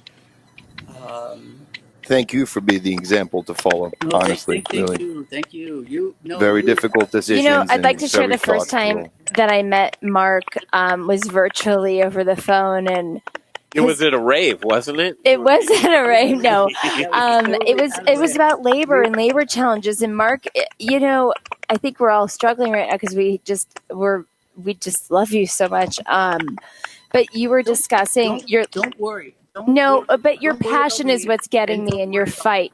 You're a bulldog. He's always don't worry had about it. me, and don't worry about us. The thing is that I have personally been through so much in my life that I will be okay. I know that time heals all wounds, and I also know how to persevere through very difficult circumstances. And that's the thing about us as a people collectively. We are resilient, we're strong, and we care about each other, which is why you guys are broadcasting this show right now, which speaks volumes to you. It speaks volumes to everybody who's called into your show, to everybody who cares. Like we can do this together, and it's not easy. There's no rules for any of this. There's no That's the playbook. scary part, right? There's Nope. no rules. But it's But day 3, Mark. but Day 3. the other What thing do that we is do going down the road, Mark? Seriously.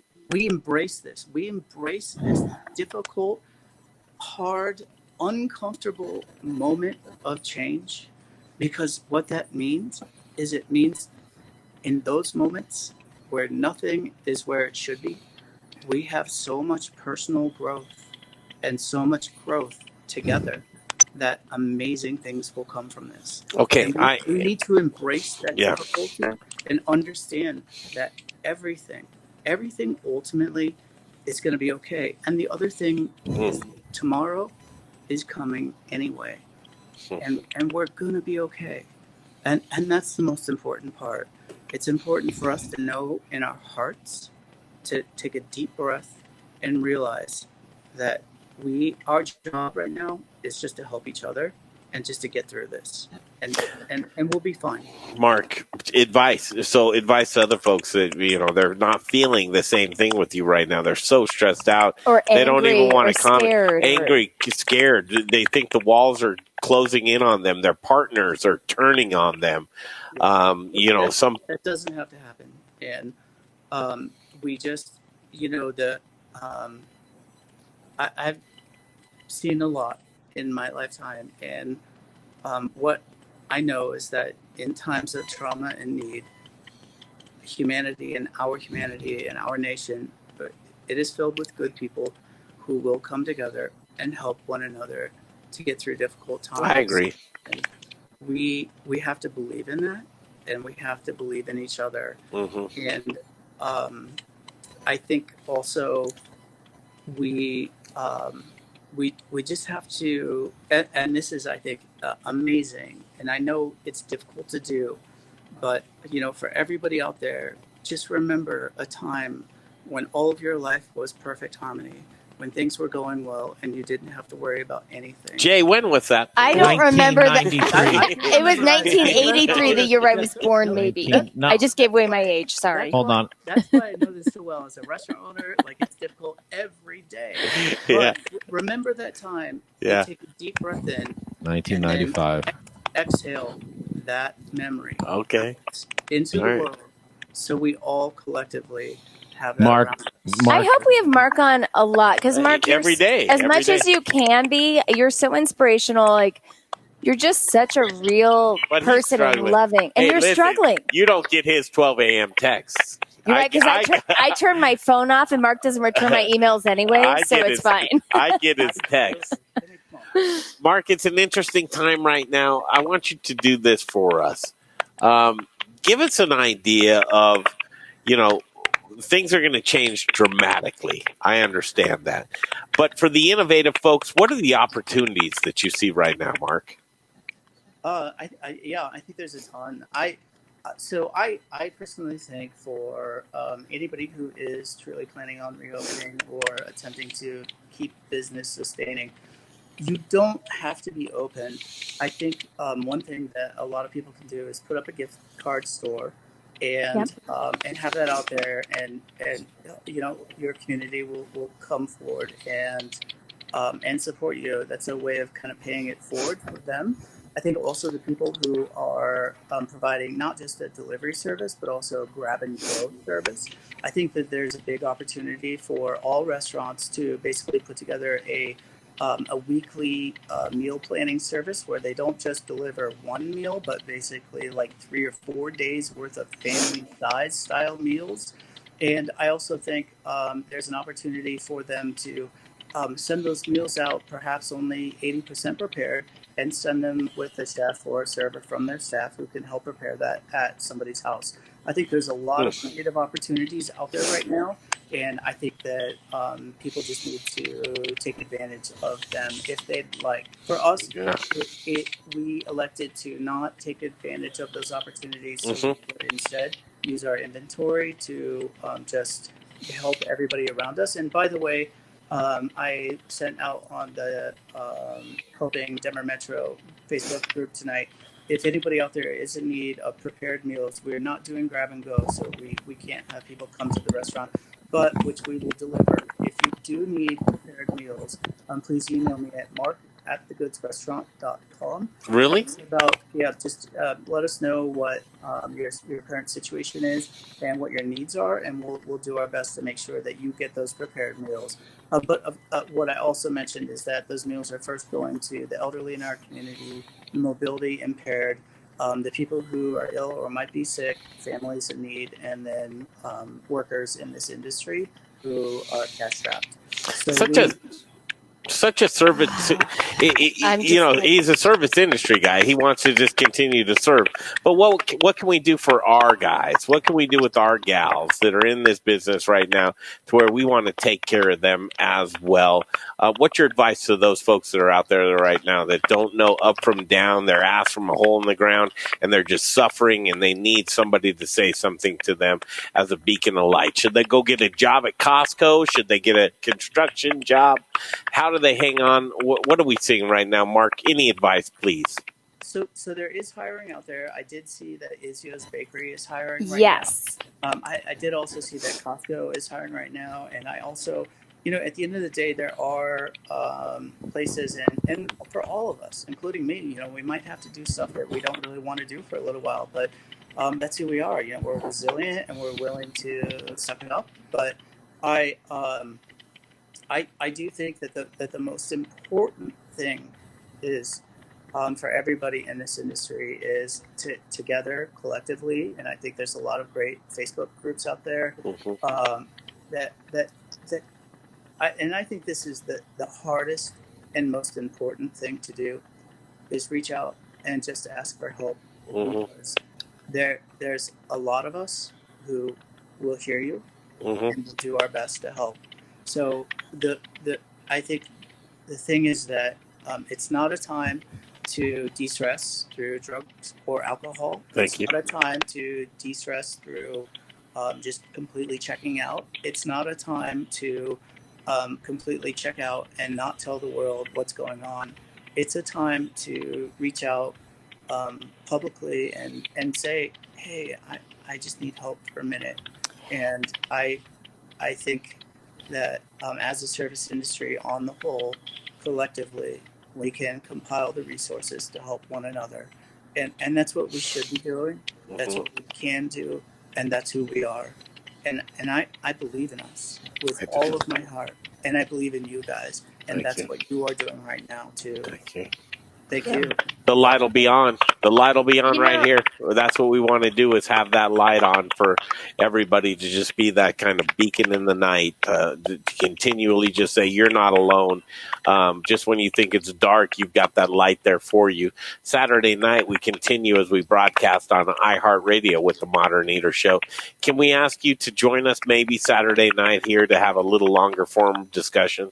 I always love to see you guys. Well, I had a couple ideas because I love Mark. So I would love to, even if we have to virtually do it due to our circumstances, have some recipes from Mark, or if we can keep it contained to a lower volume, do kind of an at-home thing. Also, Mark, I want to ask you a question. Do you think that, my heart wants people to be employed, obviously, and I want them to come back to our industry. Do you feel like even if they go get jobs at Costco or Amazon or whoever else may be hiring, they'll come back? Yeah. I do. Yes, I totally do. But I think the other thing is, I hate that I did this, but today I sat down with a calculator and I looked at the past 3 years and I realized that for this dream, I've worked almost 17,000 hours and in the last 3.5 years, and I haven't I go 7 days a week, and there's no stop from the time I wake up to You the want to time. read that? And we all, maybe in a weird way, it's a chance for us all to take a day or two or three Or to, 9 or 10 or 20? yeah. Well, Yeah. well, maybe we need it. Or And maybe we need mentors and we need coaching in the industry and yeah, we need a little more support mentally to take that break Well, and have other people who can. and good conversation. And Mark, it just, one of those things in anything is that wherever you go, there you are. And I think right now is what people are being left with is that raw emotion of this is me now. What am I? How is my life? And I think that if there's any kind of a reflecting process that's happening right now, there's a little bit of that. People are sounding off and reacting from your comments. Rebecca, Yeah. John here from Facebook wanted to tell Mark. John, owner at the Cravings Track, some people might have, apologize, might have the mentality that if you bow out for now, it's weak and you're not passionate. I feel otherwise. It takes a lot to take a step back, especially from your baby, a business you started from the ground up. What do you say to guys, and I see that in you, Mark. What do you say to guys that are like, I'm not going to let this go. Can we come back and rise from the ashes in more fertile ground? so just FYI, like we might be closed, but I still was up at 4:30 a.m. this morning doing paperwork, and I did paperwork all morning long, contacting as many people as possible, trying to find out as much information as possible, trying to contact resources to figure out how I can help our employees. And then I stepped on the line with my friend Eric Wilson, who's an amazing guy, and I really appreciate his help. We worked all afternoon together, so we're not taking days out. We're not bowing out at all. We're just working with what we have. And in terms of being a phoenix and rising from the ashes, it's in all of us, and it's how we're using this time. And for us, it's to try and use what we have to not only allow ourselves to regroup, but to also use our resources to help other people. And I think that is the most important thing to remember, is that this isn't a movie, and Rising from the Ashes isn't going to be that of a theatrical 15-minute finish of glory. This is all of us in this together, remembering that tomorrow is going to come anyway, and that this isn't going to be easy. But the greatest things in life, the greatest things that we can achieve, and the greatest things that we will know in our heart when we did the best and we persevered and we never gave up, are the things that took time. And it was when we thought all hope was lost, but we never gave up. And it's important to remember. Mark, Thank you for taking our call. You're right? just, I'm a very emotional person, but I'm a very passionate person. And everything you've said tonight is just motivating and touching. Yeah. It resonates. And Mark, is there anything that people need to know if they're on the ground of any legislation or local, state, national level? Because you're one of the smartest guys, does a lot of homework. What can you leave us with as far as like, here's your resources, go there, get them, and absorb it now? Yeah. So the Colorado Restaurant Association does have a very amazing page full of a lot of information that includes not only potential benefits for employers, which I would like to mention are I just have to warn you to not be too disappointed, because that help does not exist yet. But it will, and we have to have faith in that. But also there is a lot of information there for also employees as well. I know that there's a foundation, and I really apologize because I just can't think of it right off the top of my head. Are you talking about the? There's a sorry, and I've got everything open, or I did. Yeah. Yep. We're talking about the same. I think we are. I feel like you and I are like Jay and Greg right now. It's Yeah. really weird. Oh, we're vibing, and you There's two are just- vibing. There's so much Horny? conversation. No, we were not going to. It's the Bartender Emergency Association program is Yes. one thing I was going to touch on. Was that what you were going to touch on? Yes, yep. And Eat Denver has been amazing too. Yes. Also, I think what's really important is for anybody who does need any type of unemployment assistance, get online right now and file the information. And there's a lot of clutter and rumor out there is that the sites aren't working and things are slow. And But they be might- patient, right? Just be patient and Be just do patient. it. Just get on there. Just get it done.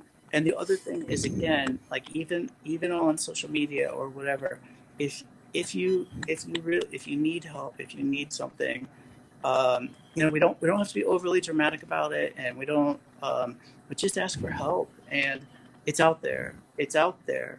If you ask, they will come. We Yeah. have amazing support in our community. Yeah. It's unreal. And Mark, what I've seen, and you especially tonight, but I've been spending What a night. most of my day working with people online, I should say, offline from here, who are like, we're doing this and we're doing that, or here's a site, or here's something here. We're willing to help. It's tough. It's actually, I've been working more, I think, in this last 3 days, and we all work a lot in this industry. But I think your statement of reach out for support, please do. That's why we're here. Well, Governor Polis put out today in a press conference, helpcoloradonow.org, which is a resource guide. Who knows what's going to be there, but resources I think are going to be fairly abundant.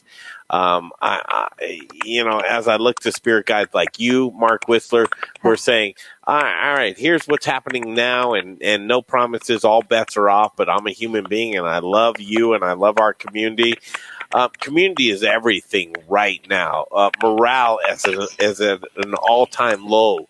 What are you doing for folks that are with you, Mark Whistler, that look to you for advice, and you're just trying to say to them, hey, look, I'm Mark Whistler, I'm one man, but here are some resources that you might want to capture. Yeah, I think the main thing that as far as resources, I mean, they're all He's there. going into the cooler. You guys, amazing. Eat Denver is amazing. I think everything is there. All we really need to do is just stay strong and remember, just remember that, and you have to just know in your heart that everything's going to be okay. And think about all of the things that this country has been through in the history of this country. How do you think people felt on the day of Pearl Harbor? Or how do you think people felt on the day of Hiroshima? Or I just think about all of the amazing things. 9/11. 9/11. Yeah, absolutely. The crash of 2008, the dot-com bomb, the assassination of President Kennedy. Like, there are things that can and will happen that will shock us all. I think about how we are as a community. Let him riff. Oh my gosh, yes.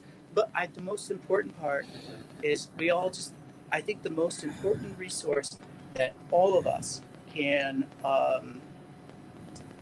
we have to stick together. We have to stick. And sorry, you cut out, Mark. My point was community, right? We got to stick together. Community, 100%. But even more important is your own heart.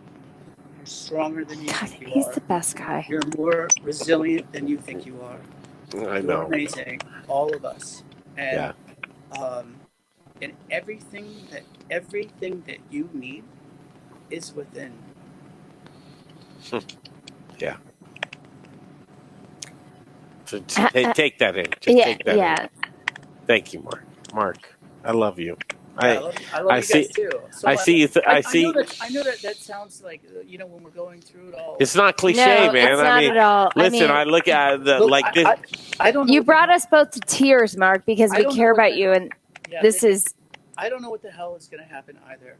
I don't know where I'm going to be in 2 weeks. Like, I really don't know. I don't know.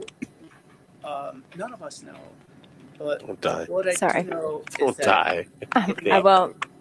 Giving up. It's the day 3.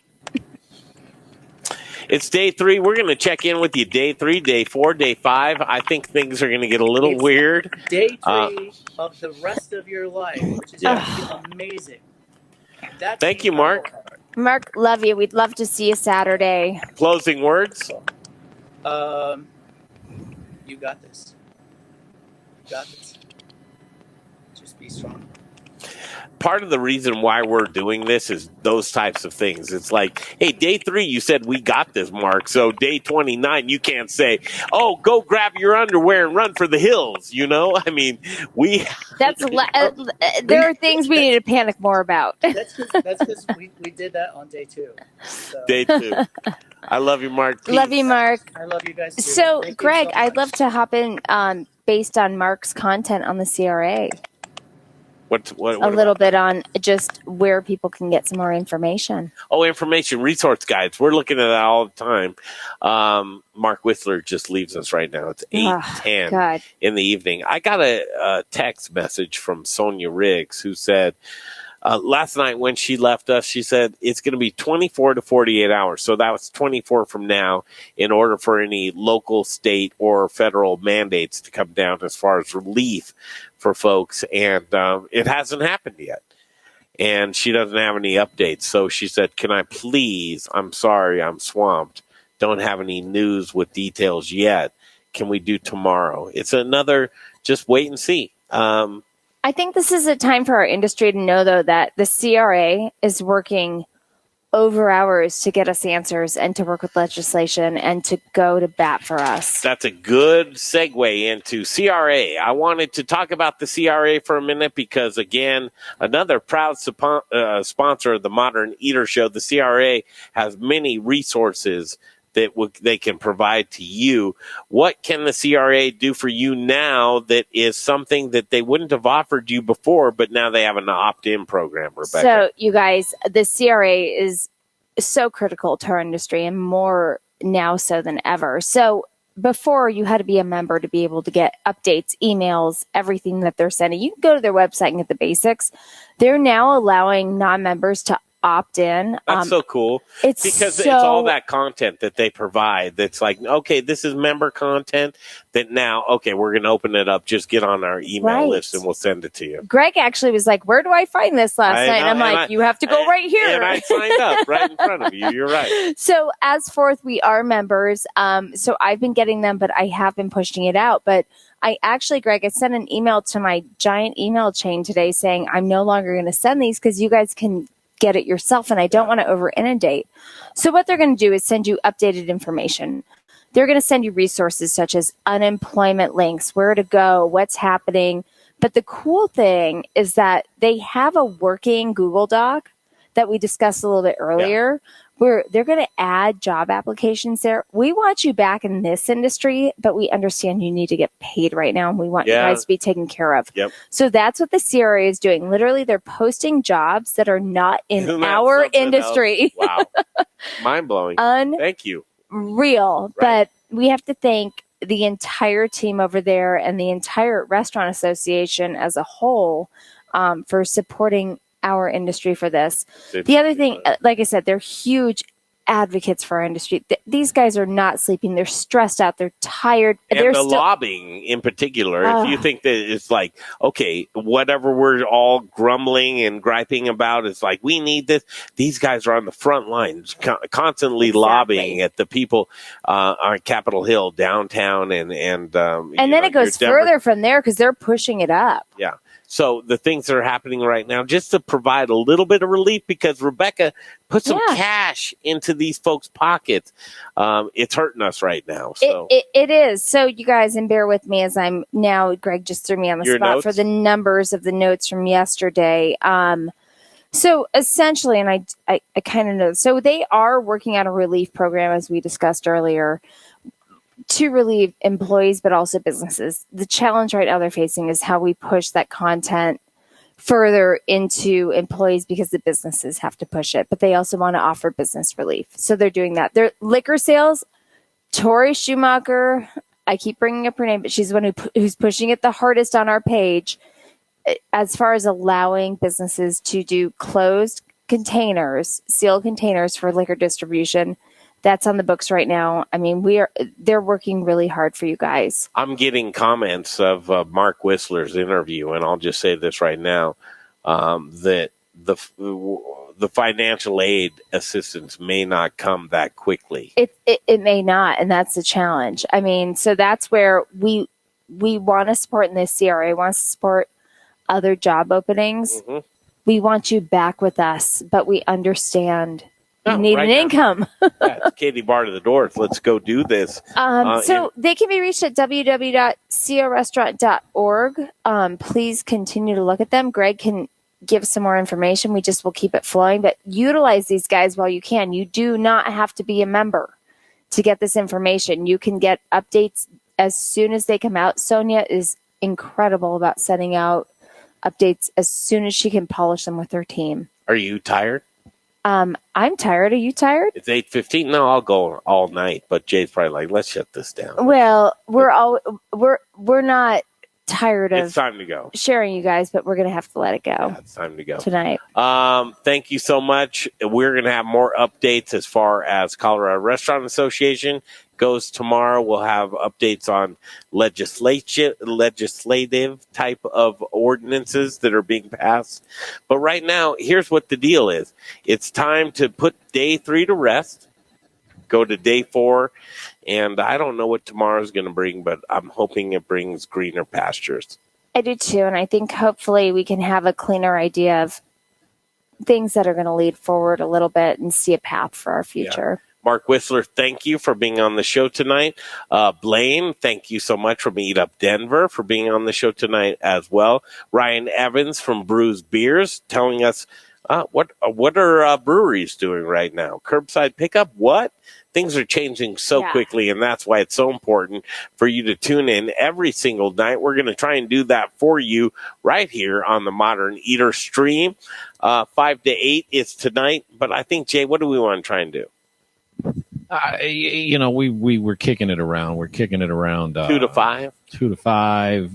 Maybe with additional guests, with a little bit of